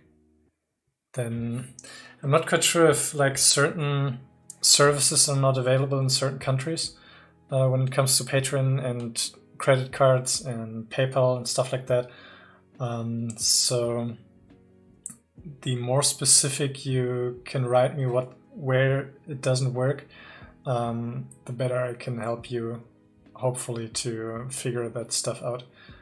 But I think it makes more sense to do it via private messaging. So yeah. Romina, what the fuck is that even a human skull? I have no idea. It might be from an archaeologist or archaeological, how do you say it? An artifact from older species of humans maybe, but I have no idea. So Slay, if you could write me on Patreon as well, hopefully I can help you out there as well. So just drop me a message, a private one there, and I will try my best to figure that stuff out. Let's see. All right.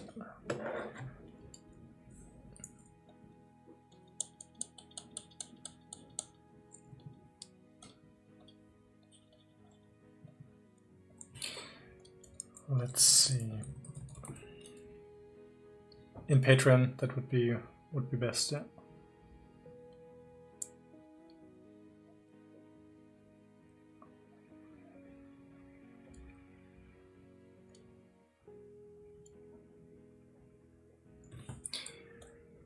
Awesome.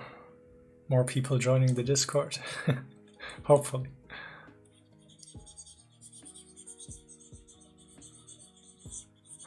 Alright, so for the texturing here, my approach right now is to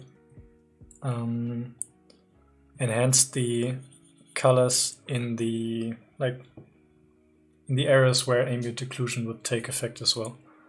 So in areas like this here, over here under the rest of the cheek bone, the zygomaticus, and maybe here underneath the chin.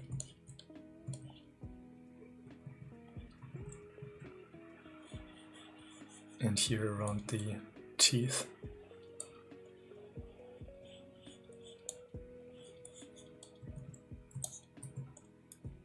let's do the same here with the skull.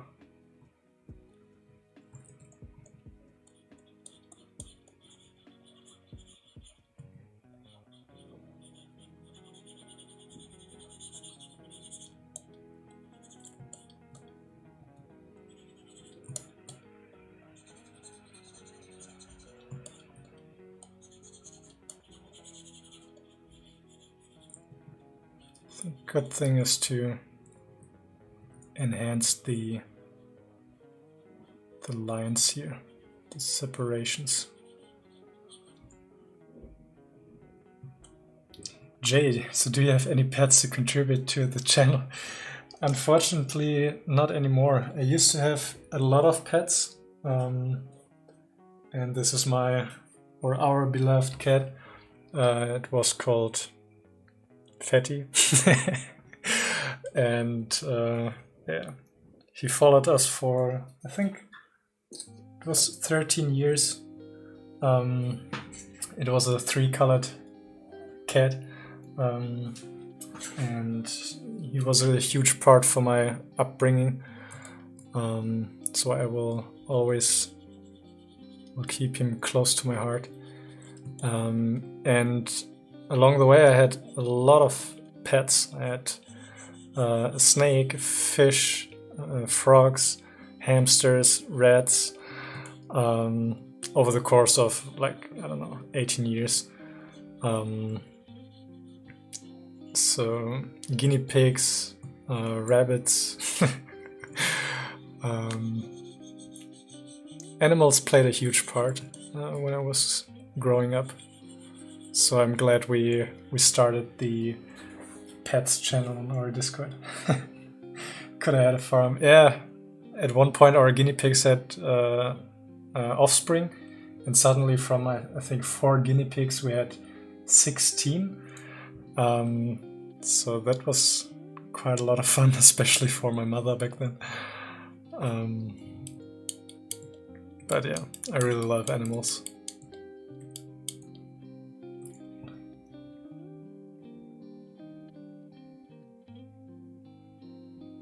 I mean, it's so interesting to have so many different animals at home, and any animal has its own nature, obviously, but as a kid it's just so damn interesting. And I think valuable for growing up as well. I think you notice it when people grew up with animals or not, or have an appreciation for animals or not.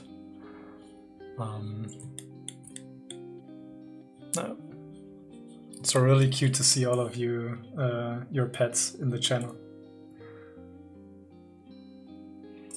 Romina, you kind of look like Prince Harry. Thanks, I guess. If he is like well received, then thanks. If not, then thanks anyways. Jenna, no, as an adult I have a cat only because I know how much work pets are already. That's true. You learn to appreciate the freedom once you don't have animals anymore. And cats, I really like cats because of their independence. Doesn't feel like they're, or never felt like we owned our cat. It was more like we said, you get food at our place. Do you love us or not? And our cat decided he loves us, so he stayed. This is why I love cats. It feels like they're deciding to appreciate you.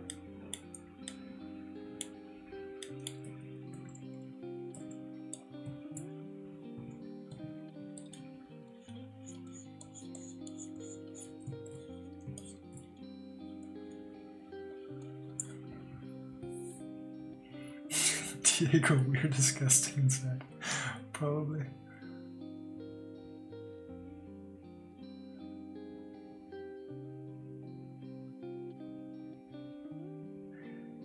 Zerxo, are you good in Autodesk Sketchbook Pro? Unfortunately, I never tried it, so I can't say anything to that. I heard good things about it, but not too many stories in general, so I'm not quite sure how. Maybe I'm not in the industry where it gets used a lot.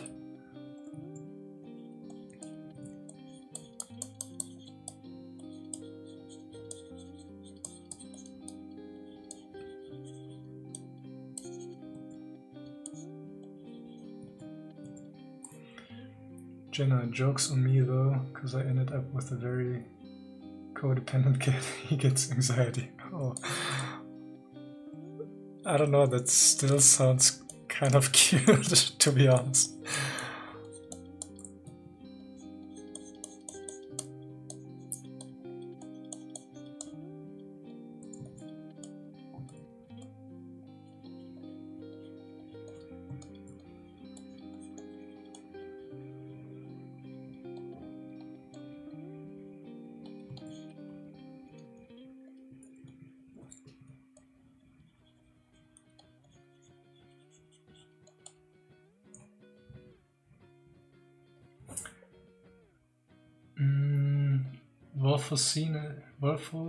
Wolfo? I just call it Wolfo.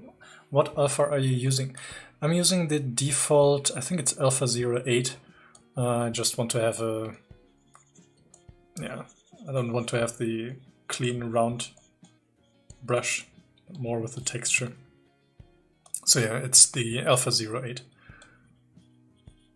It's the default one, should be available on your Zbrush as well. Oh, don't show again. Nope.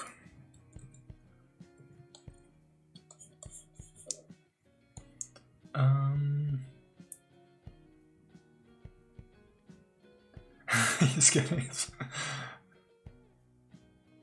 Oh boy! All the best with your pet, Jay. Romina, can you make a room tour video and show your studio?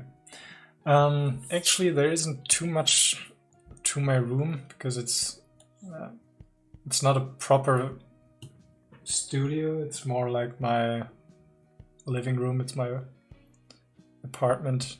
I'm living in a shared flat with a few friends. So yeah, there's my bed. There's my. I do have a piano. But it's like it's not so special. Maybe at some point when I have like a dedicated office space. Right now, it's not that tidied up. I mean, it's okay, but it's not that exciting, and it's my bedroom. So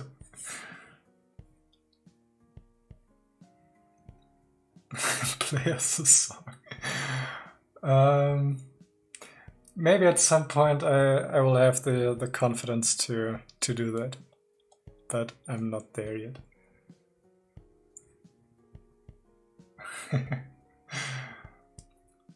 Blender boy, what are you making? I'm currently doing the textures for anatomy study, an echorche model of a woman, and I did the muscles last stream, and I thought it would be nice to have a more detailed skull, just so I can have a render that is split in the middle, one side muscles, one side skull, and this is why I wanted to detail the skull a little bit more.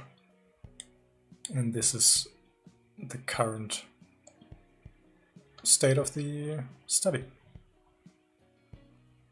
So this is only the poly painting right now, and I think it's coming along quite okay. Tell me you know One Summer's Day by Joe Hiyashi. No, unfortunately not. I mean, I never got any lessons in piano. I played the guitar for quite a while, but I learned everything on my own, and I only know certain songs and nothing around it, so no music theory or basics. And one song that I really wanted to learn on piano, which got me into it the first time, was Una Mattina by Ludovico Einaudi. I think it's is it Best Friends? This French movie about the paralyzed guy, and I really like that one, the song. So I learned it, and I really like to play it. But yeah, nothing too fancy, I would say. But I can hit the road jack. I can play that, for example, which I'm really proud of. Or Bright Side of Life, things like that. So.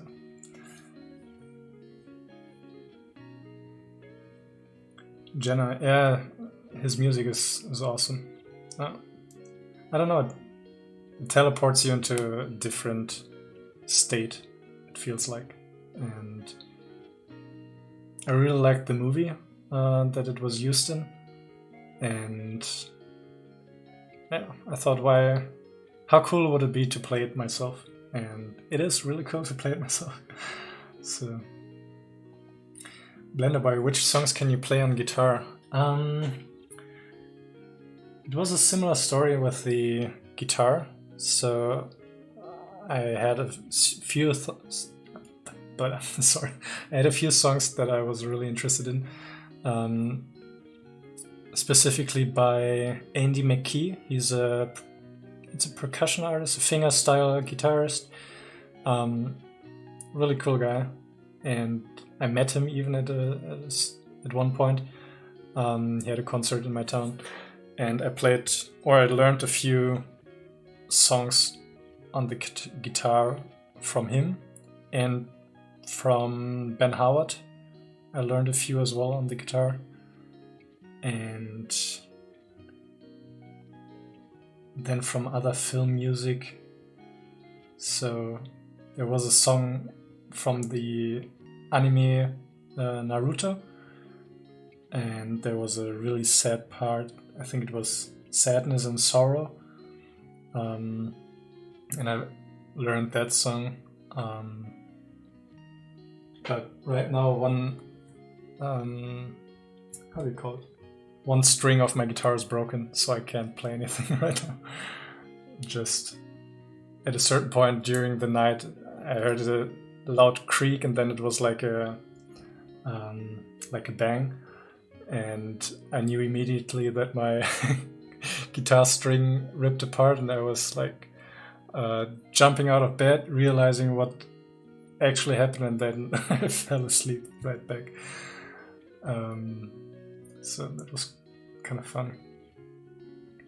Jay, in the same way, I know like 5 chords on guitar, and I have learned tabs for specific songs. One Summer's Day is the main theme to Spirited Away. Oh, I see. Romina, can you play Avengers theme? Nope, definitely not. But I think I learned the like the Hobbit song, for example, by Ed Sheeran, and then like classics like Hurt by Johnny Cash, or Hallelujah, or things like that. So, Jenna, there's another musician composer, Patrick O'Hearn, who creates amazing spaces with his music. Definitely transports me. Let me check him out. So, Patrick O'Hearn. Hearn? Sam Smith. Nope. But I See Fire. Yeah, this one was the one. Blenderboy, E string. No, it was the A string actually, because in one of Andy McKee's songs, he tuned it up to, I don't know, crazy amount. Was it a C? I think it was like, I don't know, 1 octave or 2 octaves higher, 1 or 1.5, I don't know. But I had to tune it up quite a lot, and so yeah, it broke, unfortunately. Harry Potter theme, yes, I do know the Hedwig theme, so I can play that on guitar.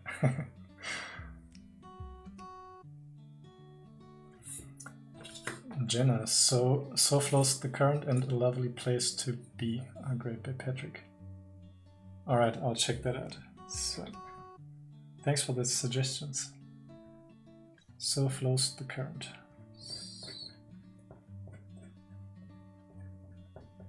The current and a lovely place to be. Thanks a lot.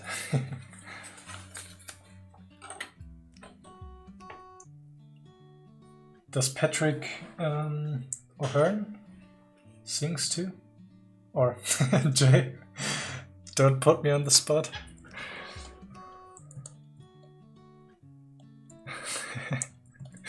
How do you know?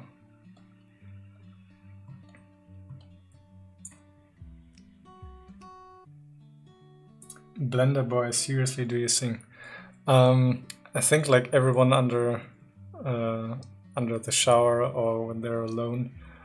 But in the past, I had a certain time during my studies with two friends, and we sang occasionally, and that was a really good time. That was really cool, and I hope that at a certain point I will come back to that. I do practice it sometimes for my own, but yeah.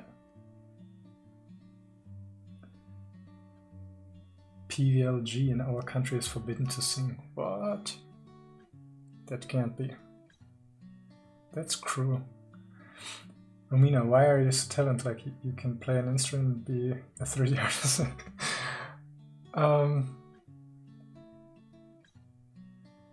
Isn't it like, doesn't anyone have multiple things that they're doing? I just have nothing else around it, so most of the time I sit in my room, either sculpt, stare at the wall, or try to teleport myself somewhere else with music. So, come on, Finn, play something. Maybe next time.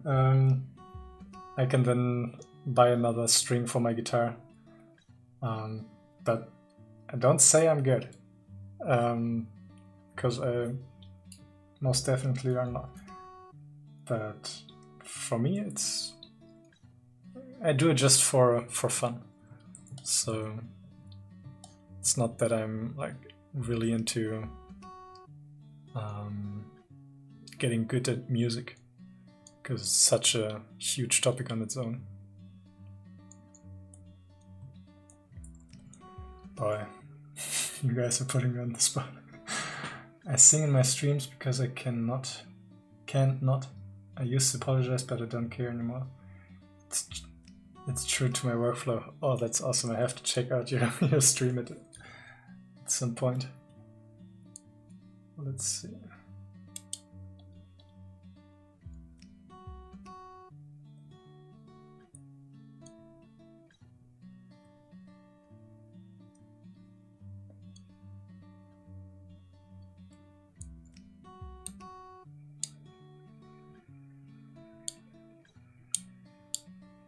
Look, Jenna, you're doing cool stuff.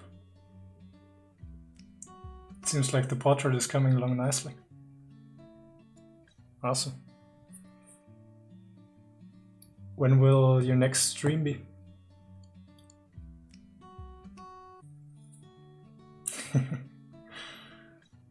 Romina, I can draw stickman figures and play an instrument, air guitar. That's awesome.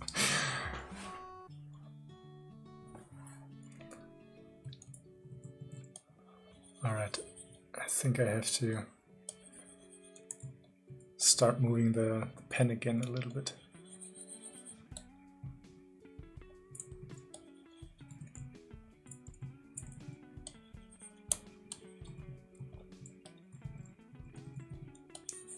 Just want to color in all the important bones here on the top section.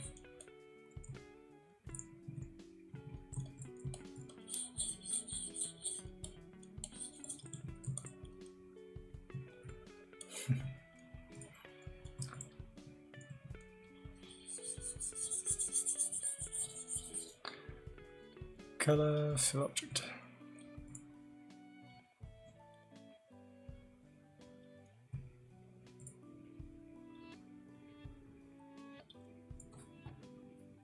Jenna, tonight I stream on Saturdays and Sunday nights. Usually last night I had tech issues, so I did offline work instead.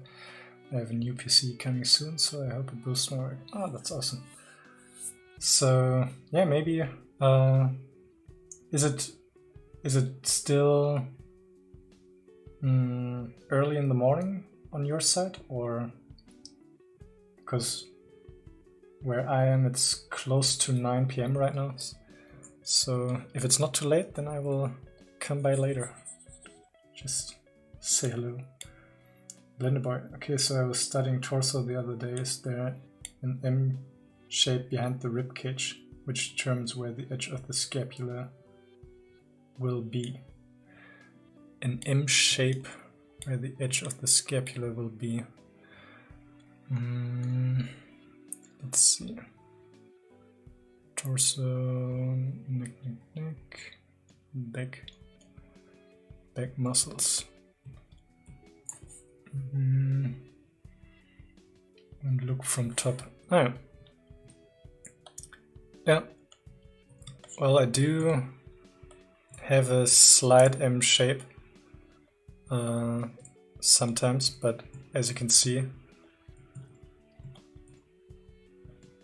this portion here should probably be a bit more pronounced, so where the shoulder blade is should be the highest point when you look at it this way. So the shoulder blade should be here, so I think what you're referring to is correct, if I'm not mistaken.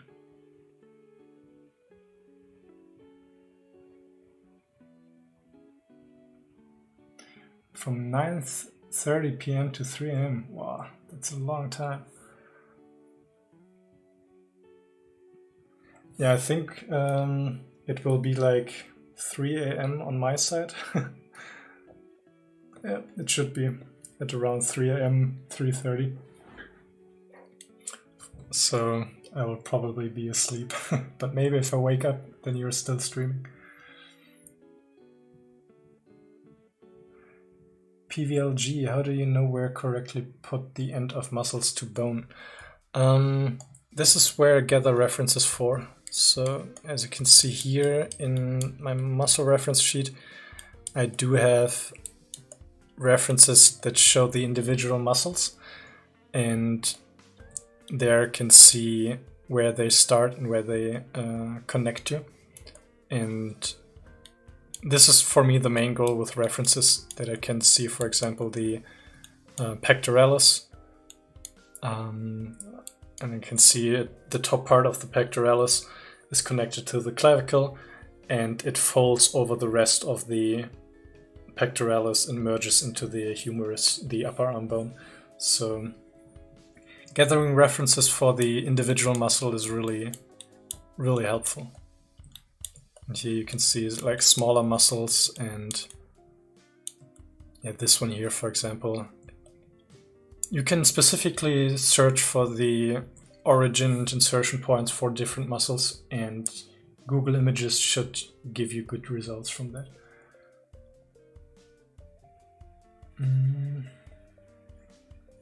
Jenna. Yeah, maybe if I manage to fix my sleeping schedule again, it would be nice to say hello at a certain point. So, Blender, can you just name the bony landmarks in brief, which we need to keep in mind while sculpting the torso? There's actually a really cool reference by Proko, Stan Prokopenko. You can look up this stuff here, proko.com, and he has a lot of really cool resources for these specific things. So yeah, this, for example, is a reference just for that. So Romina, I have to go school tomorrow, but instead of sleeping, I'm watching a stream. Oh boy, I can't be held responsible for being tired tomorrow, but I really appreciate it.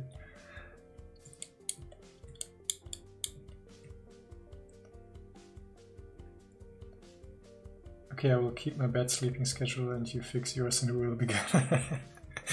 Sounds like a good deal.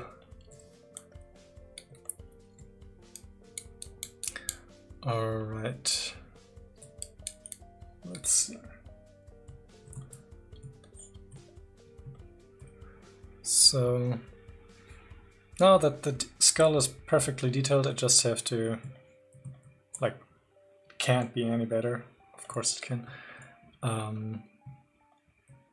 But now I'm faced with getting to the same level for the rest of the study. So let's see if I can masking, mask back cavity. Okay, let's use the noise plug here.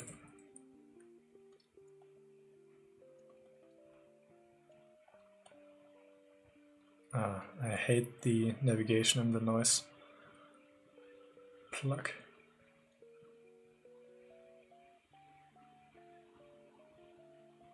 Something like this. And apply to mesh. Hopefully this will give like a nice texture. 80k. Romina Proco is one of my favorite YouTubers. Proco is really cool. He helped me out quite a lot, or his videos helped me out quite a lot. And I even had the chance to meet him at the Lightbox Expo last year. So, awesome guy. And quite funny too. PVLG, when do you usually get up? Depends on if I currently have a job or if I'm working at the studio or if I'm freelancing remotely. Right now I'm getting up at 10 a.m. which is kind of really late, I guess. When I worked at the studio a few weeks ago, I was getting up at 7. So, Jay, did you meet Bobby Chu? Actually, yes. Funny story actually, because he visited the FMX here in Germany. It's a convention as well that is organized by our school, or organized by the university that I studied at, and I had the chance to be his student guide, and I helped him during the week to get to all the events that he had to attend, and provided him with information, and we had lunch multiple times, and we got some drinks as well. And he was actually the one who invited me to Lightbox, and he gave me the ticket, which was really awesome. And I had to save up to afford the plane tickets and the accommodation during the Lightbox Expo. But yeah, I actually got the chance to get to know Bobby a little bit more. And Kay as well. She visited the FMX as well, but she had to work most of the time. So we just said hi a few times, and yeah, but it was quite awesome, and I really appreciated the attention that he was able to give me. Like, how do you say it? Not the attention, but the time, and he was a really cool guy.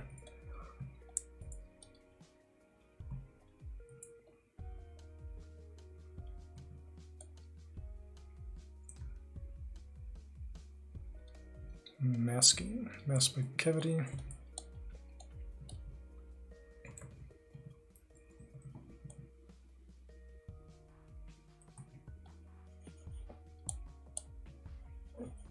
Just going over the model a little bit to get a few, just a few details in here.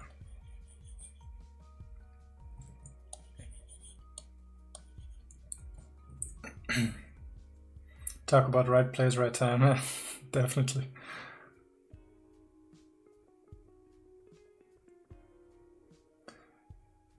When do I go to sleep? I think at around, in the last days, it was mainly like 2 or 3 a.m. So I do struggle more with going to bed early, and this makes it a lot harder to get out of bed the next day. So it's kind of a vicious cycle.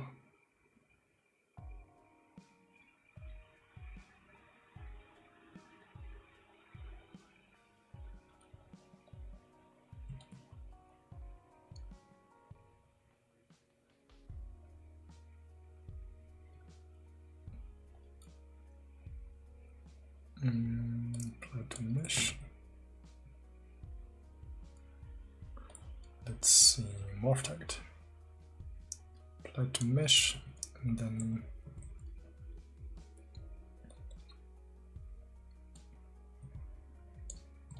remove a few sections just because. Blender. Okay, so I'm a student studying BFA and I'm currently in my final year. I want to ask, should I focus on human anatomy and specialize in it first and then jump to quadrupeds, or should I start all first? It depends where you want to get a job and what you are interested in for yourself.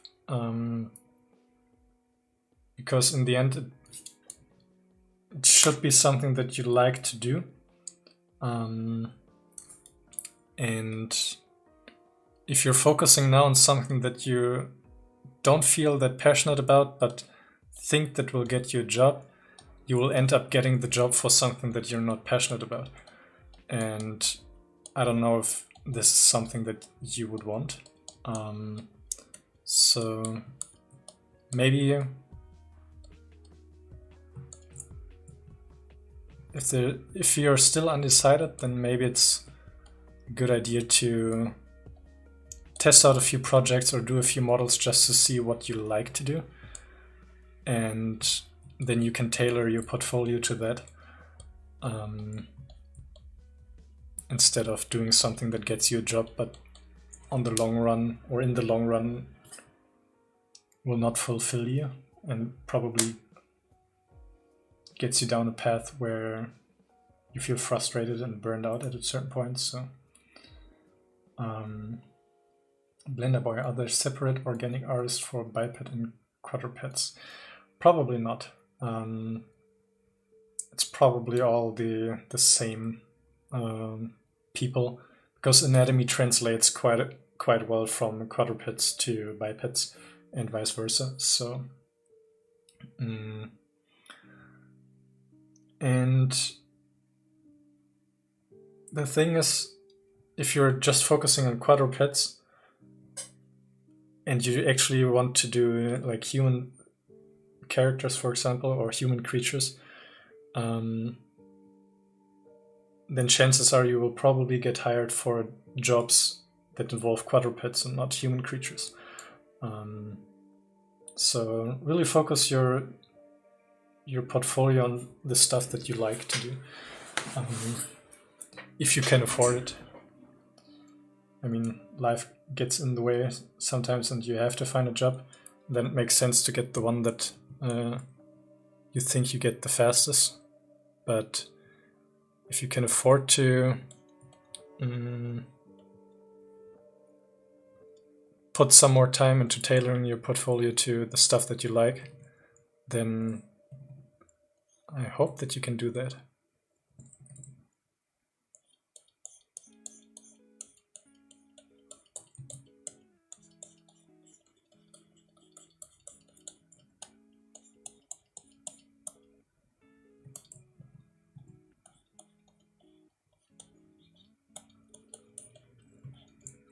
JLol, I went to bed at 3:30 last night.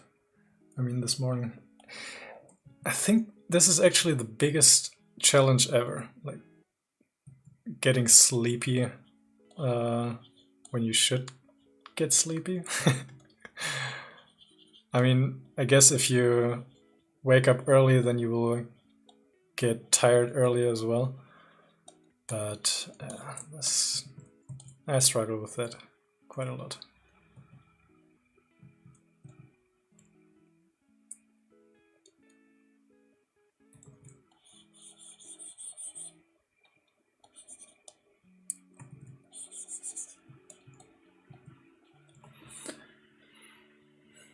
PVLG, yeah, but after you wake up, you must be like zombie without energy.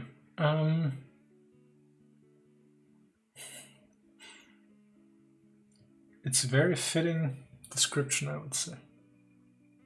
Blender, other blah, blah, sorry, I read that already.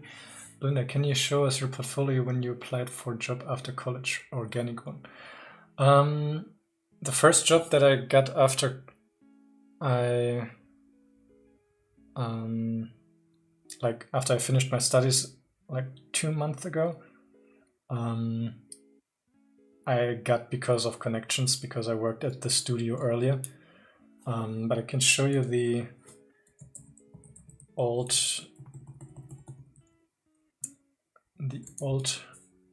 portfolio.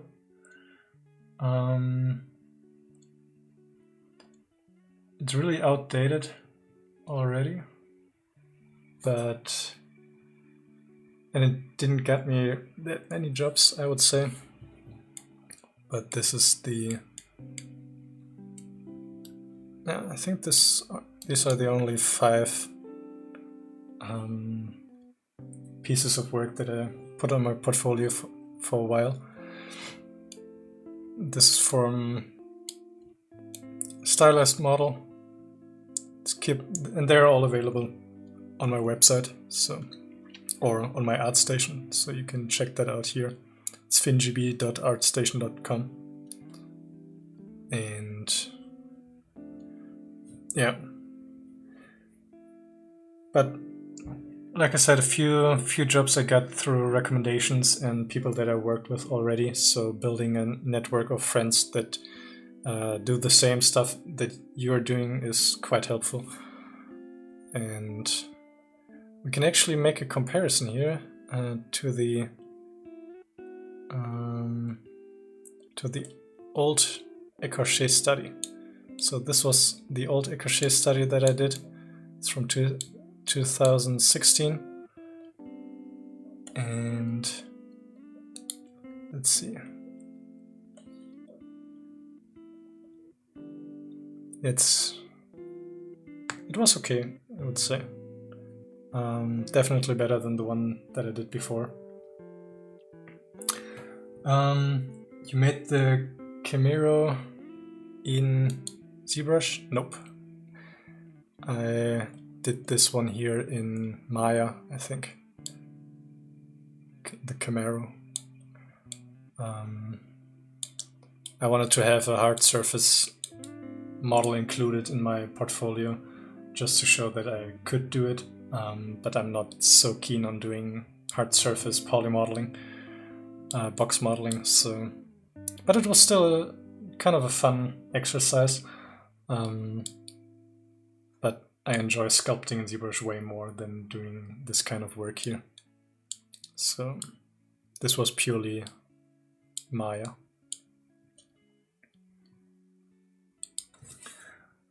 Jay, for sure. Also diagnosed.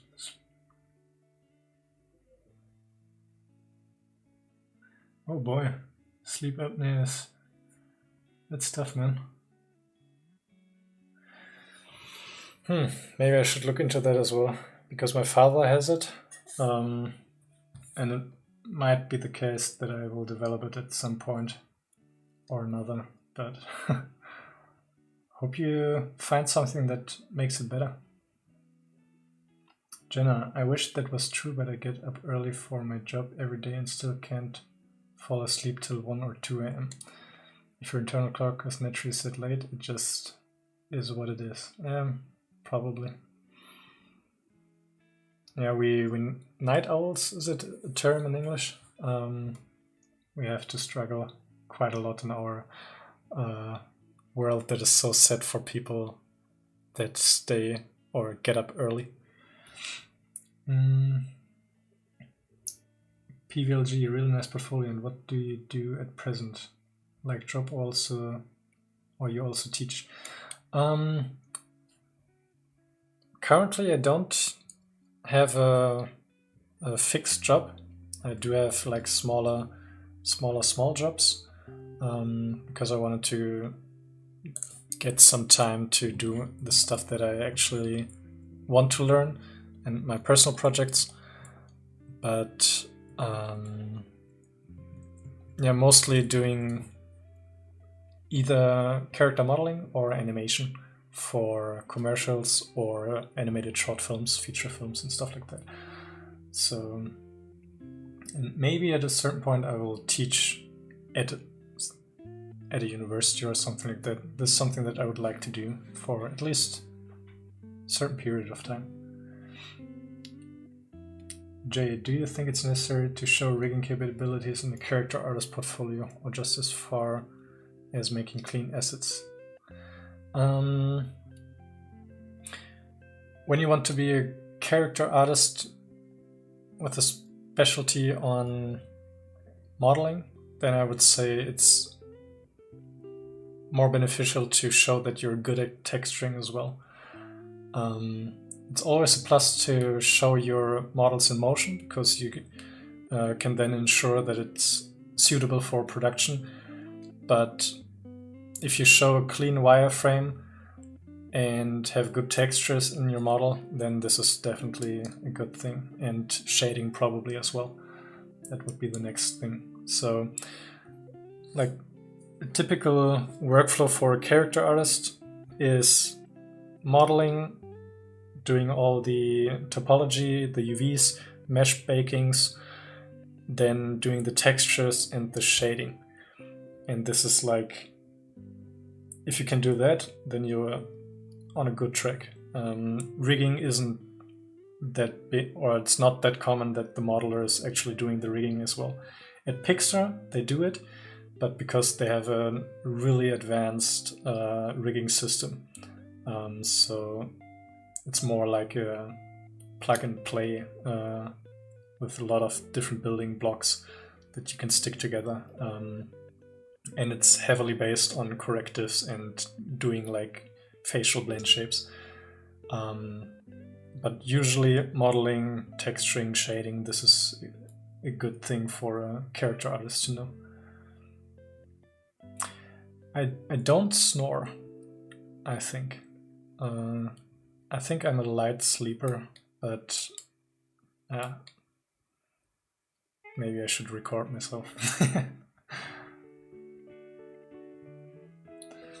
Yeah, good that you found out. I mean, how can you change it if you don't know where it comes from? So good for you, man. Kale, can you sculpt Halloween monsters or mythological monsters?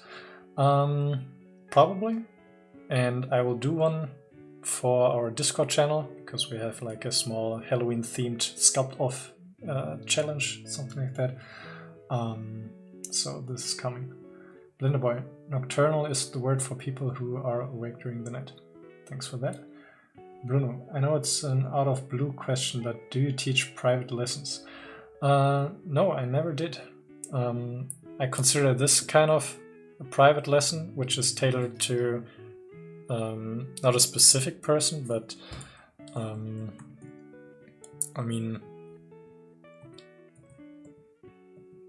I would consider something like this right now probably similar to private lessons, but yeah, I don't know. I think I still have quite a lot to learn as well, but it will probably be a smooth transition from being a student myself and then teaching. So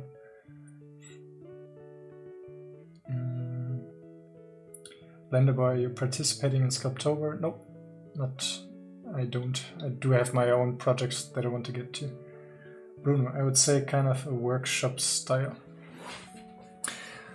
I started laying out a course for the facial anatomy, starting from the skull and then the facial muscles and fat pads and then likenesses and stuff like that. But this is something that will probably take quite a while before I can get to that or offer that.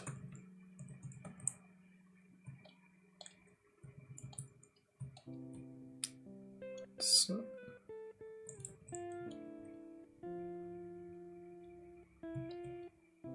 edit 3D noise. Alright, I think I now have some setting here that I can reuse for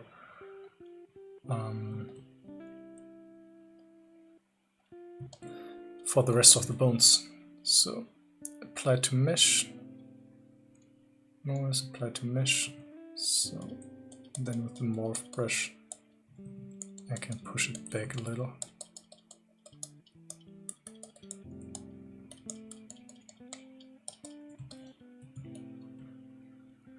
Andrew Brazilian here. Hello from Germany to you.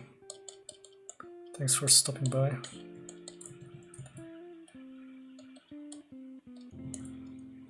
Alright, now mass spec cavity.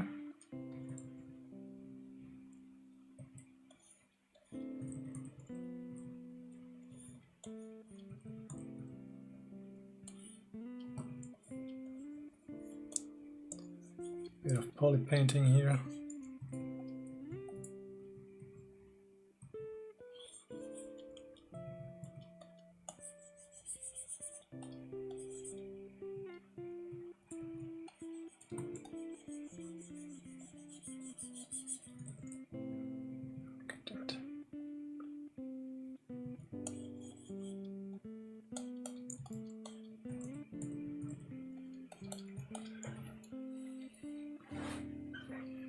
Thanks, Andrew.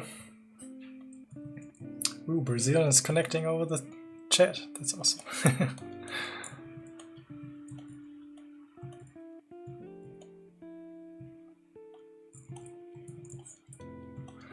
Alright, now let's go in here as well. Noise scale a bit higher. And kind of this motion here. Strength.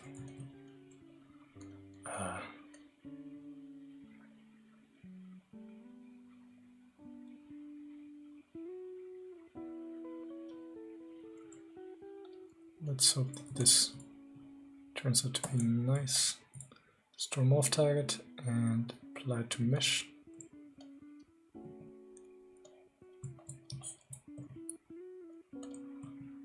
And removing a little bit with the morph brush.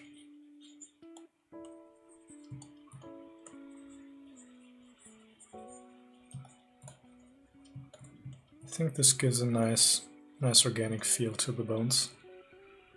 PVLG, and what do you do with your own projects after you did something? Offer it to someone, or you do it only for yourself and separately you make some animations as a job? Most of the time I do it this way. So I do the models just for me, and in the end maybe have something to put on my portfolio, but I only put a fraction of my stuff on my portfolio. And once I got new portfolio pieces, I usually kick out another project from my portfolio for that. And this way I can keep only my best work in my portfolio.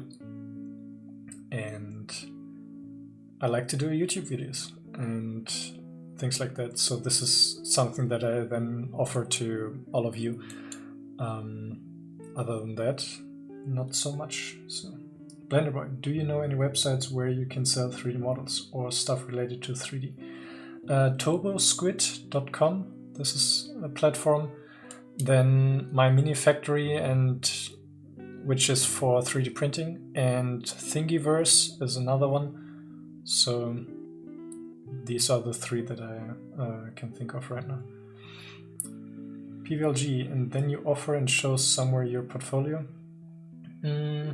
Yeah, like I showed here with the, I mean, this is my normal ArtStation page, where I included a few of the things that I did.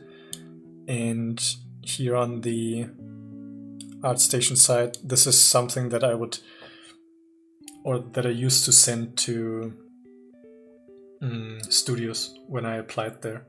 So I sent them something like this, and then they can, for example, see I'm doing, or I did traditional sculptures as well, which is not that important, but yeah, models like this one here for a short film, and then they would write me back, or most of the time they wouldn't. So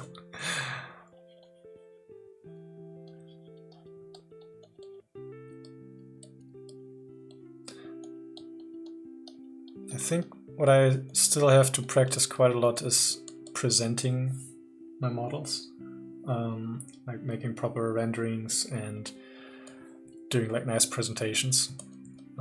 This is something that I'm lacking still,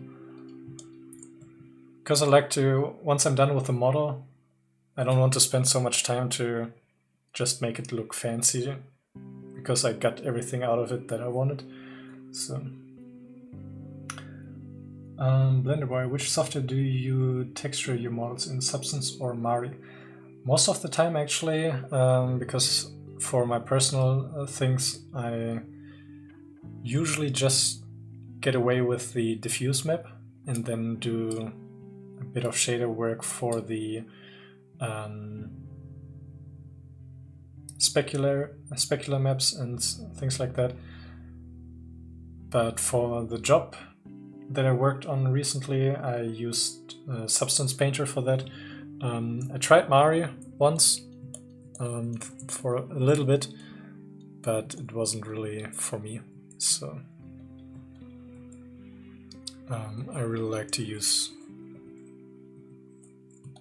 Substance Painter instead of Mari.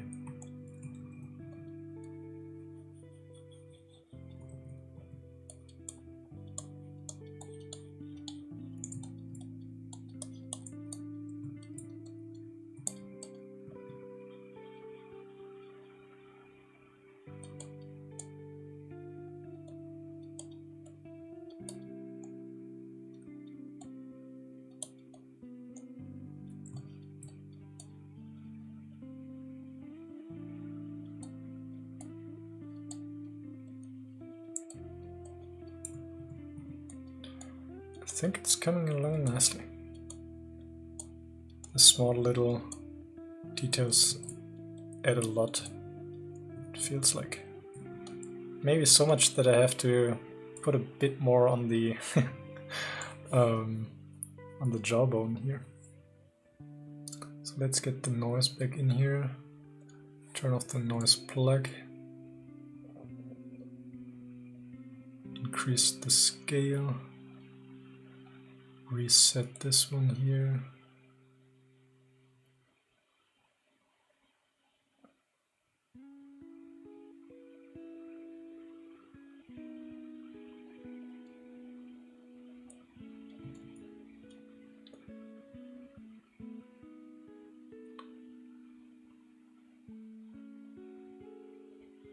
Let's see.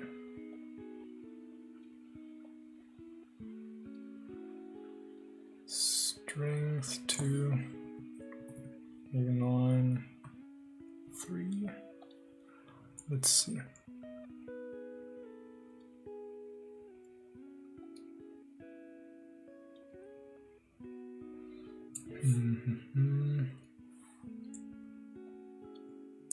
Delete and store, just to be sure. Apply to mesh. And now morph target and only on the RGB. God damn it. I don't want to change the colors with this. So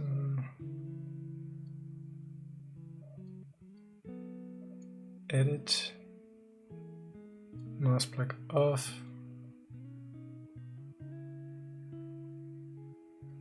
Something like that. Reset.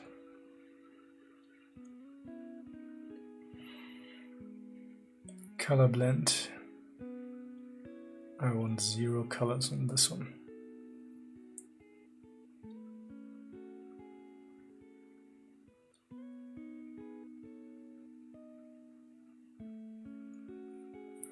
Hopefully this works. So delete and store and apply to mesh. This way I can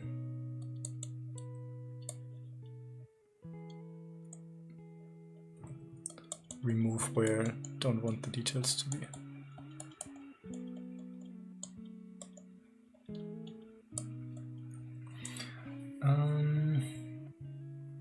Jay, any ideas for your pumpkin yet? Yeah, I'm thinking about doing the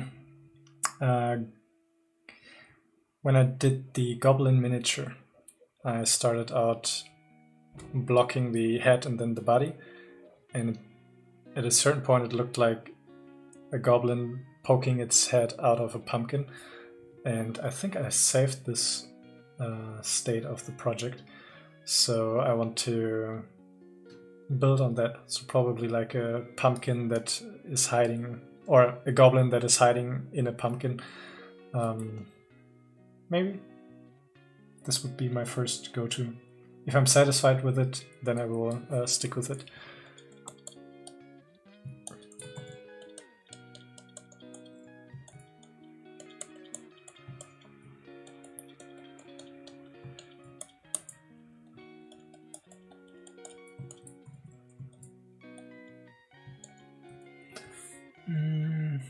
PVLG, so you can sculpt as normal, not only 3D pieces, just as traditional you have clay and after maybe to gypsum, or you work only on PC.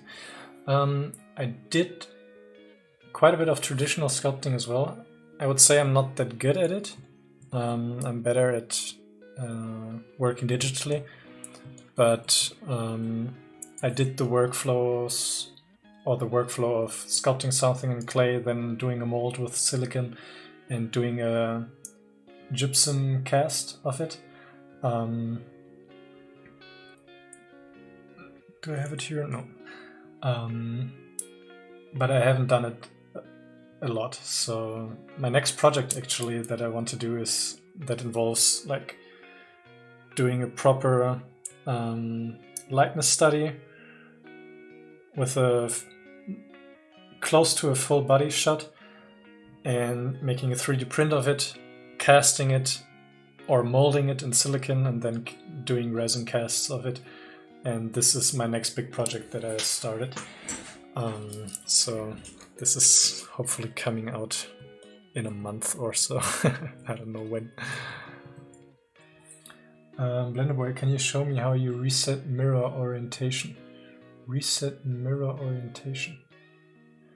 You can snap to certain views by using the shift key. So if I hit the shift key, then it snaps to the to like defined angles.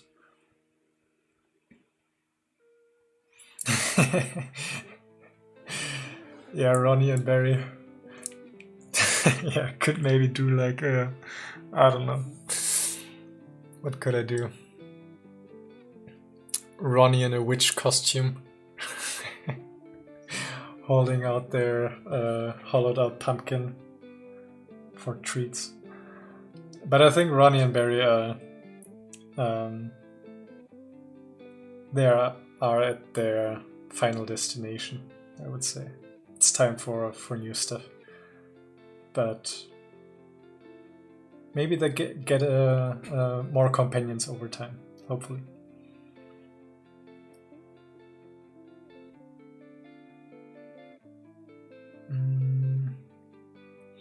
Blender Boy. What you can do if you're if your symmetry gets messed up. For example, if it's something like this, you can mask out one side, go to deformation, hopefully it works now, and do smart resim. And so what it does is it looks at the stuff that is mirrored and tries to apply the same forms to the other side. And if you just want to have symmetry in there, you can just leave it without masking anything and hit smart resim, and it will give you the average of both sides. And resim is sometimes a bit broken, so smart resim is really cool. So yeah. They are getting a show. If you can, I don't know, manage that, or if you can make that happen, then I'm in it.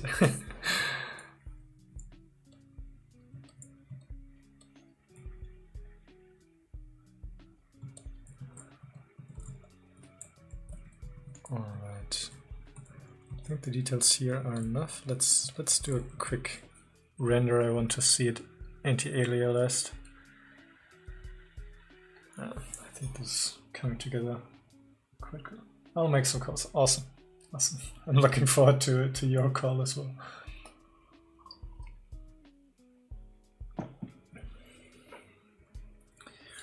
Blender boy, suppose I append a sphere and then turn on symmetry and then move the sphere or scale it. The symmetry axis gets changed. It's not in the middle anymore. How to reset that? And then turn symmetry and then move the sphere or scale it. Seriously. I'm not quite sure if I get what your problem is.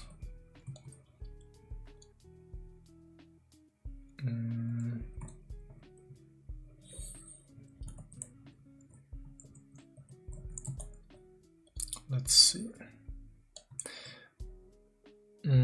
What you can do when you, for example, let's keep the sphere or the plane here in the middle as for reference. If something like this happens and you want to bring it back into the middle, what you can do is to go to deformation and hit unify, and this will look at the surrounding or the bounding box of your mesh and put that in the center of your scene again. It will change the scale and something like that, and the translation obviously as well. But this will, it's like putting the center of gravity in the middle of the object and putting, no, not center of gravity, the center pivot, and then putting it to the origin point again. Dude, did I mention my work hurt? I wanted to go work in games, so they tasked me with coming up with a game to pitch. It's an advertising agency. Told my boss like, oh look dude, I'm just learning to be a character artist, you need like whole teams for this. And he was like, yeah, can't we just outsource all that? Oh boy, it seems like an opportunity for you. So they tasked me with coming up with a game to pitch.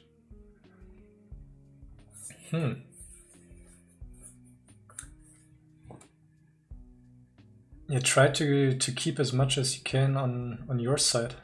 I mean, it's, even if it's just like, I don't know, concepting and doing the models or assets that can then be sent over to an outsourcing company. But would be cool. Yeah, Draw. Hey, Draw. Yeah, it sounds like an advertising agency. Minster. And also the single person mildly interested in 3D. Ah, I see. Yeah, you have to have a framework of artists to handle something like that. So makes sense from the advertisement company's point of view to send it to other people to do. But it would be cool if you get more opportunities to work on that.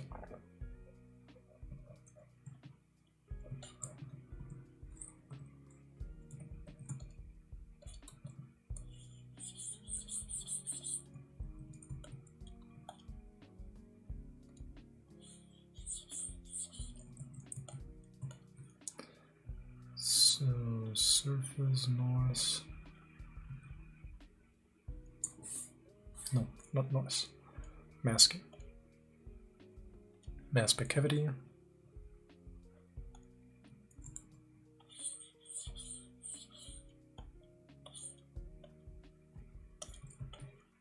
Alright. Yeah, if you don't have animators, then Holantani, hi Finn, I want to get into Zbrush. Do you recommend a course on how to learn the interface and tools? Definitely check out Michael Pavlovich's YouTube channel. Pavlovich, I think this is how he's spelled. He has like a complete overview of the entire functionality of Zbrush. So definitely check out his tutorials. I think he has an ArtStation page with playlists for yeah, the different versions of ZBrush, and then beginner course to intermediate and advanced. So if you want to get to know the interface, definitely check out the check out Michael. He's awesome.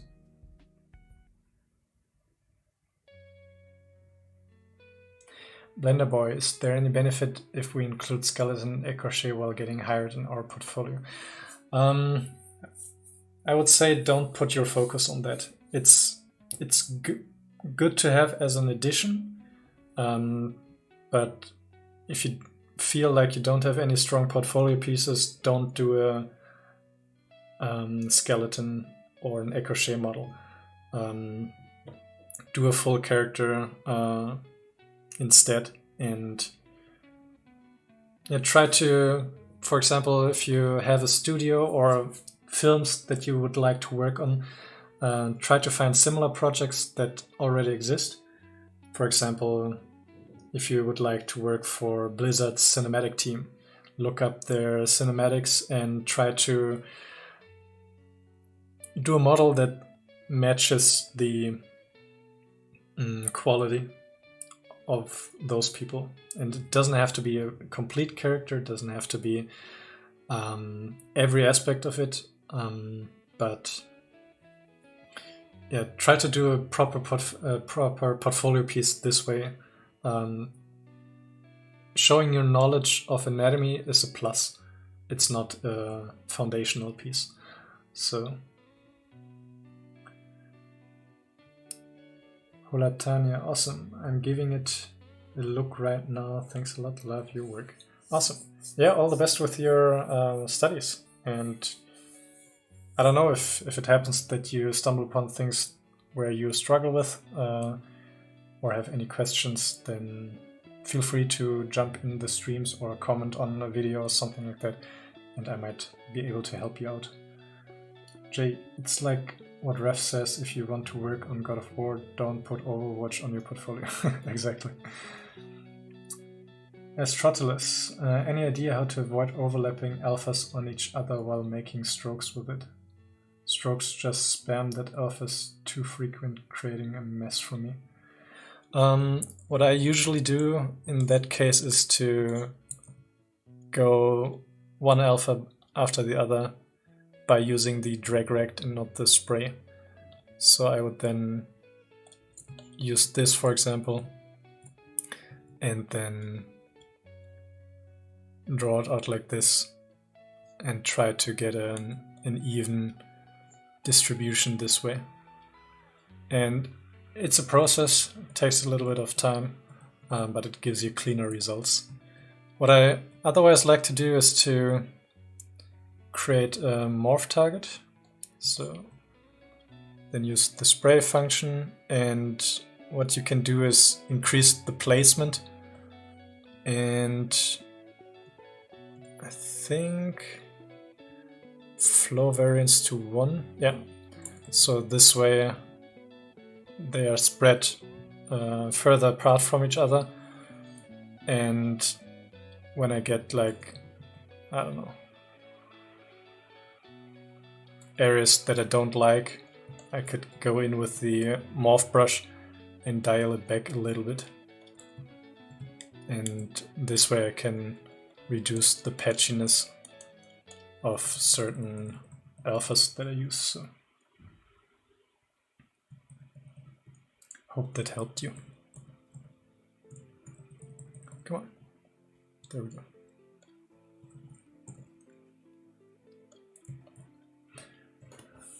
Jay, also Flip Normal's skin kit comes with a plugin that has some convenient UI stuff to set mid value really easy. Oh, that's cool. Lindwire, which was the hardest art piece you worked on? What was the hardest art piece?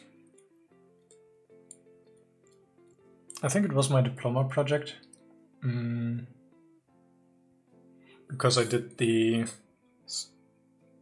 like I did it together with a colleague of mine, and we did the script writing, world building, concepts. I did the modeling, rigging, animation. I did the editing, layout, gave feedback to other animators. I had to give feedback on all the rendering and style decisions, lighting. I was the head of every department, so to say, and that was quite challenging. We did a motion capture shoot where I had to, how do you say it? Work with actors, and that was quite intense. So I would say this is the hardest art piece, and it took like 2 years to do. Sure.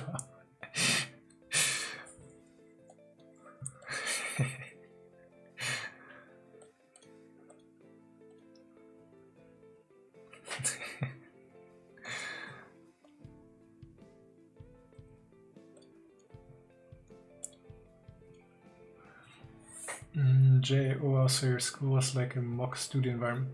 Yeah, that's the perfect description. That's how my cinema program was, but for film.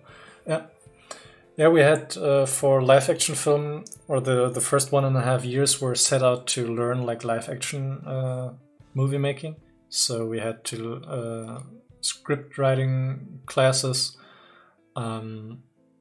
directing classes, camera classes, or photography classes, and experimental film.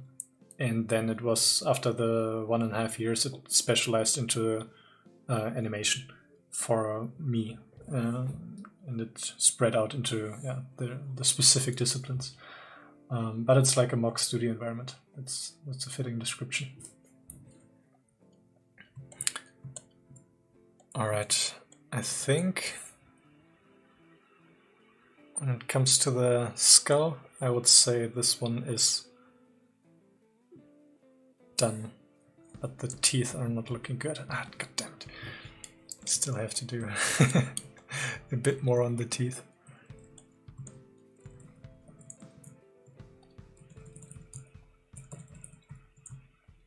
Let's do a little bit of details here.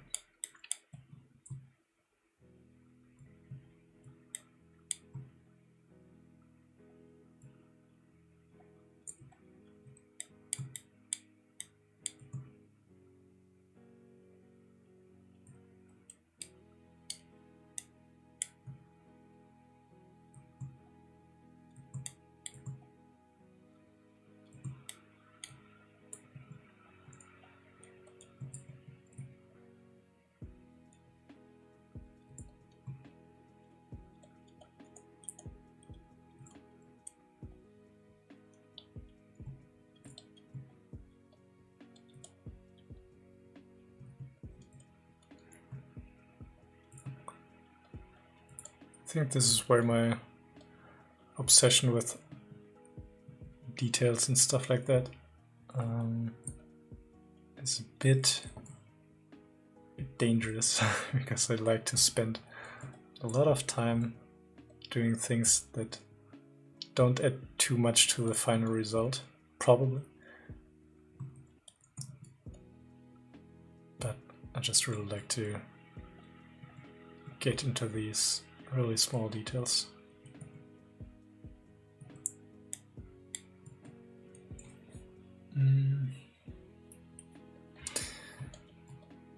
And since it's getting quite late, I think when I'm finally satisfied with the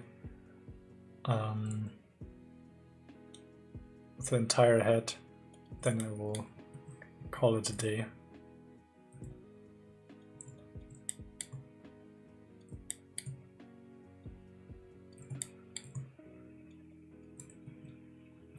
Jenna, I used to make dentures for a couple of years, so I always want to spend too much time on teeth modeling. Oh, that's really, really interesting.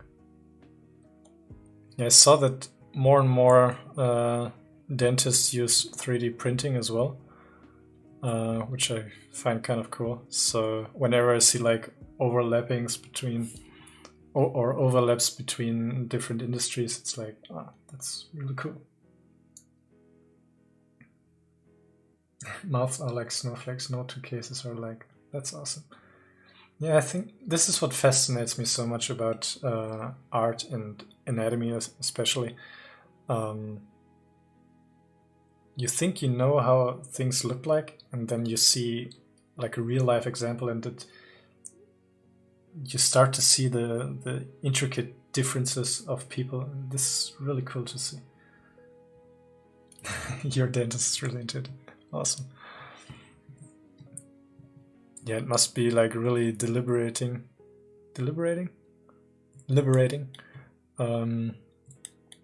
as a dentist to have this stuff in your studio. I wanted to say, how do you say it? Right on site.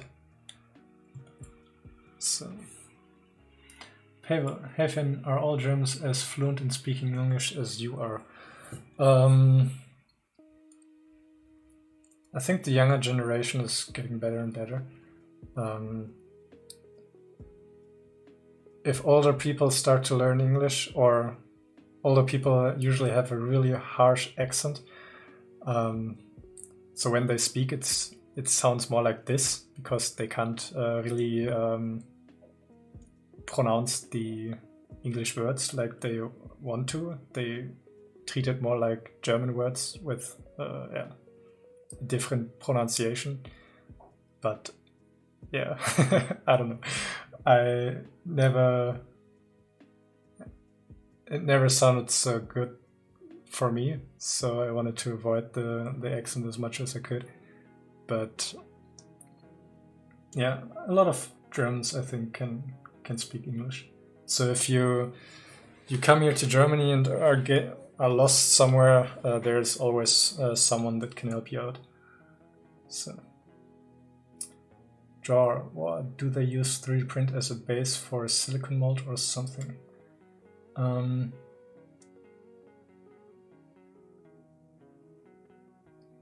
Jenna, it's hard to jump from a dental lab tech position to higher paying ones. I see. Yeah, if there isn't a progression in your job, I think that's really hard to stay motivated. So,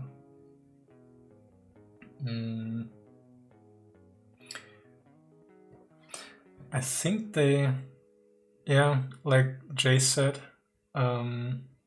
maybe for like prosthetics, I don't know, they're doing printing as well, but I haven't looked into that. So maybe if Jenna, I don't know if you know what they use the 3D printing for specifically.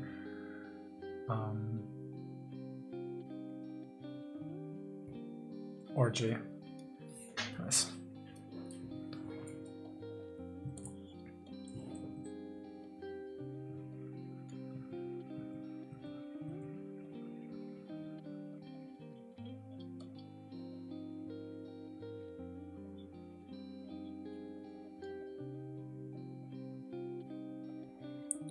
interesting detail here in the middle.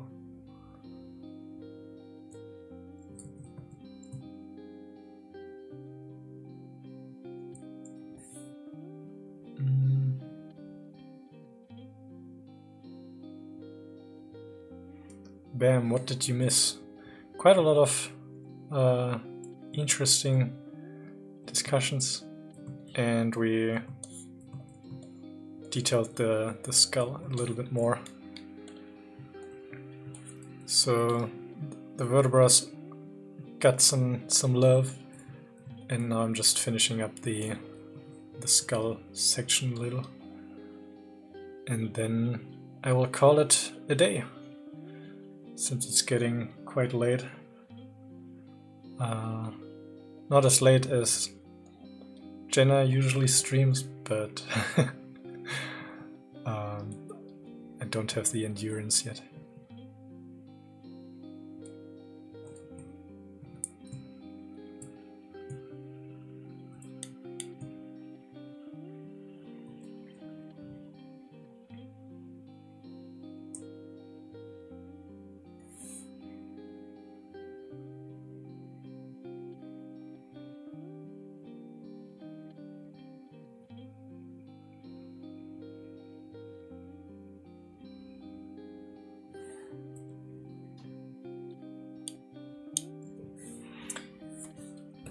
Jenna, because it seems like the restream bot didn't repost the entire comment.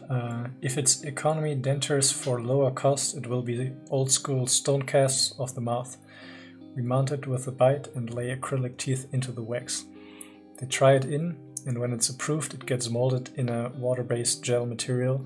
The wax gets boiled out and the teeth put in. Then you pour acrylic into that negative space. If you're doing crowns and bridges, it tends to be milled, 3D scanned and printed, later created in porcelain. Awesome. I really like the industry, or this this section of the process.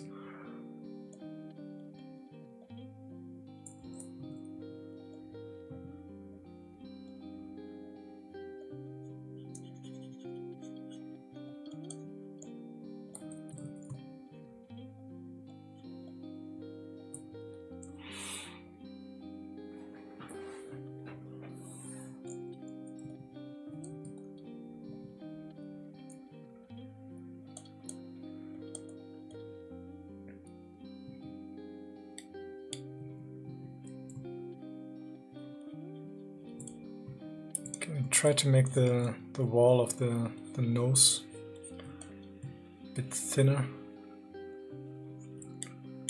so hopefully there will be a nice subsurface effect on it.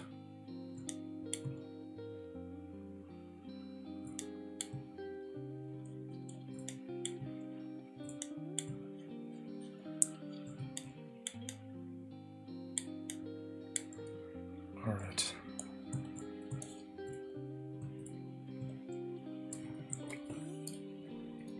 Jenna, I'm a traditional sculptor first and foremost, so it's why I ended up in that field for some time. I only started Zbrush a year or so ago. That's interesting. That's an interesting path, I would say. Hopefully Zbrush will open up more opportunities for you. But having a good traditional background is an awesome start, so I wish you all the best. Winding and random. It seems like for a lot of artists it is that way, so yeah, I hope the path will be interesting. Doesn't matter where the destination is, as long as the path is cool. So yeah, support Jenna. Follow her.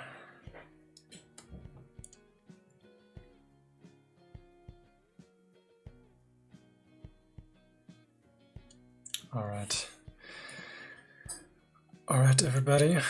I think the face is now at a point, or the skeleton is decent enough for portrait shot. So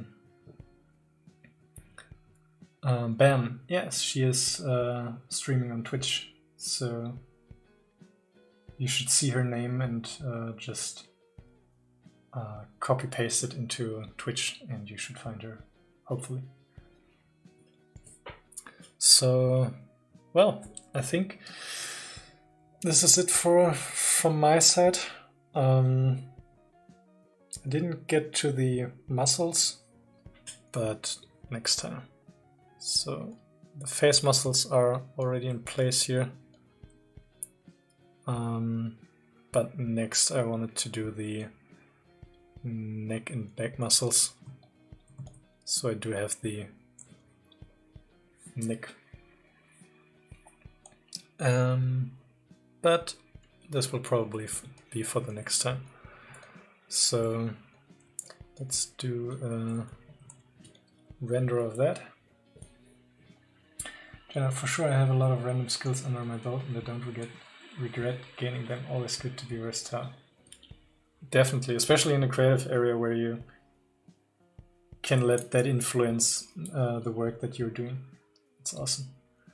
So Jay, thanks for another great stream. Yeah, thanks everyone in the chat for your participation today.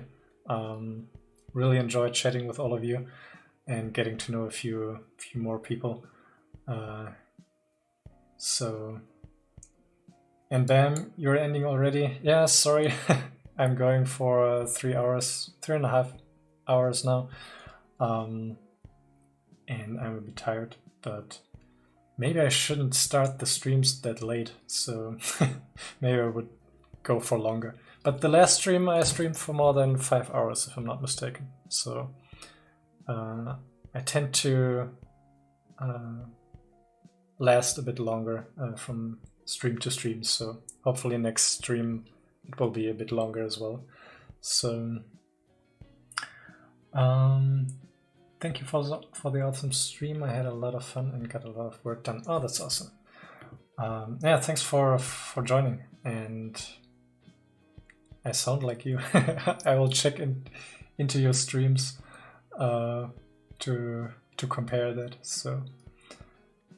So Jenna will be streaming from 9:30 p.m. Eastern time. So if anyone wants to attend her stream, check out her Twitch.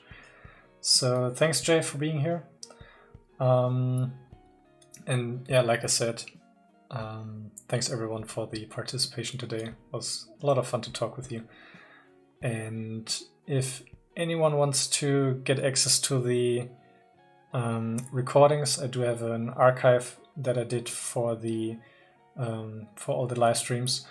I made them available through my Patreon. So, and we also have a Discord channel where we are sharing our work in progress things and recently our pets as well, which is kind of cute seeing all the cats, and there's a ferret, and yeah, it's kind of fun. So if you want to join us there, you can get access through Patreon as well. So, and Jay, I will definitely eat some butter chicken before going to sleep. So, still a bit hungry. So yeah, thanks everybody. My next stream will be on Wednesday. I think, yeah, I will make an announcement earlier that day. So then we can hang out again and get a bit further along with the study. I think it's taking great shape so far. So Jay, I'm gonna send you something on setting up link comments to Finn. So we can just... that's awesome. Yeah, if you could link me to resources, how to set that up, that would be awesome.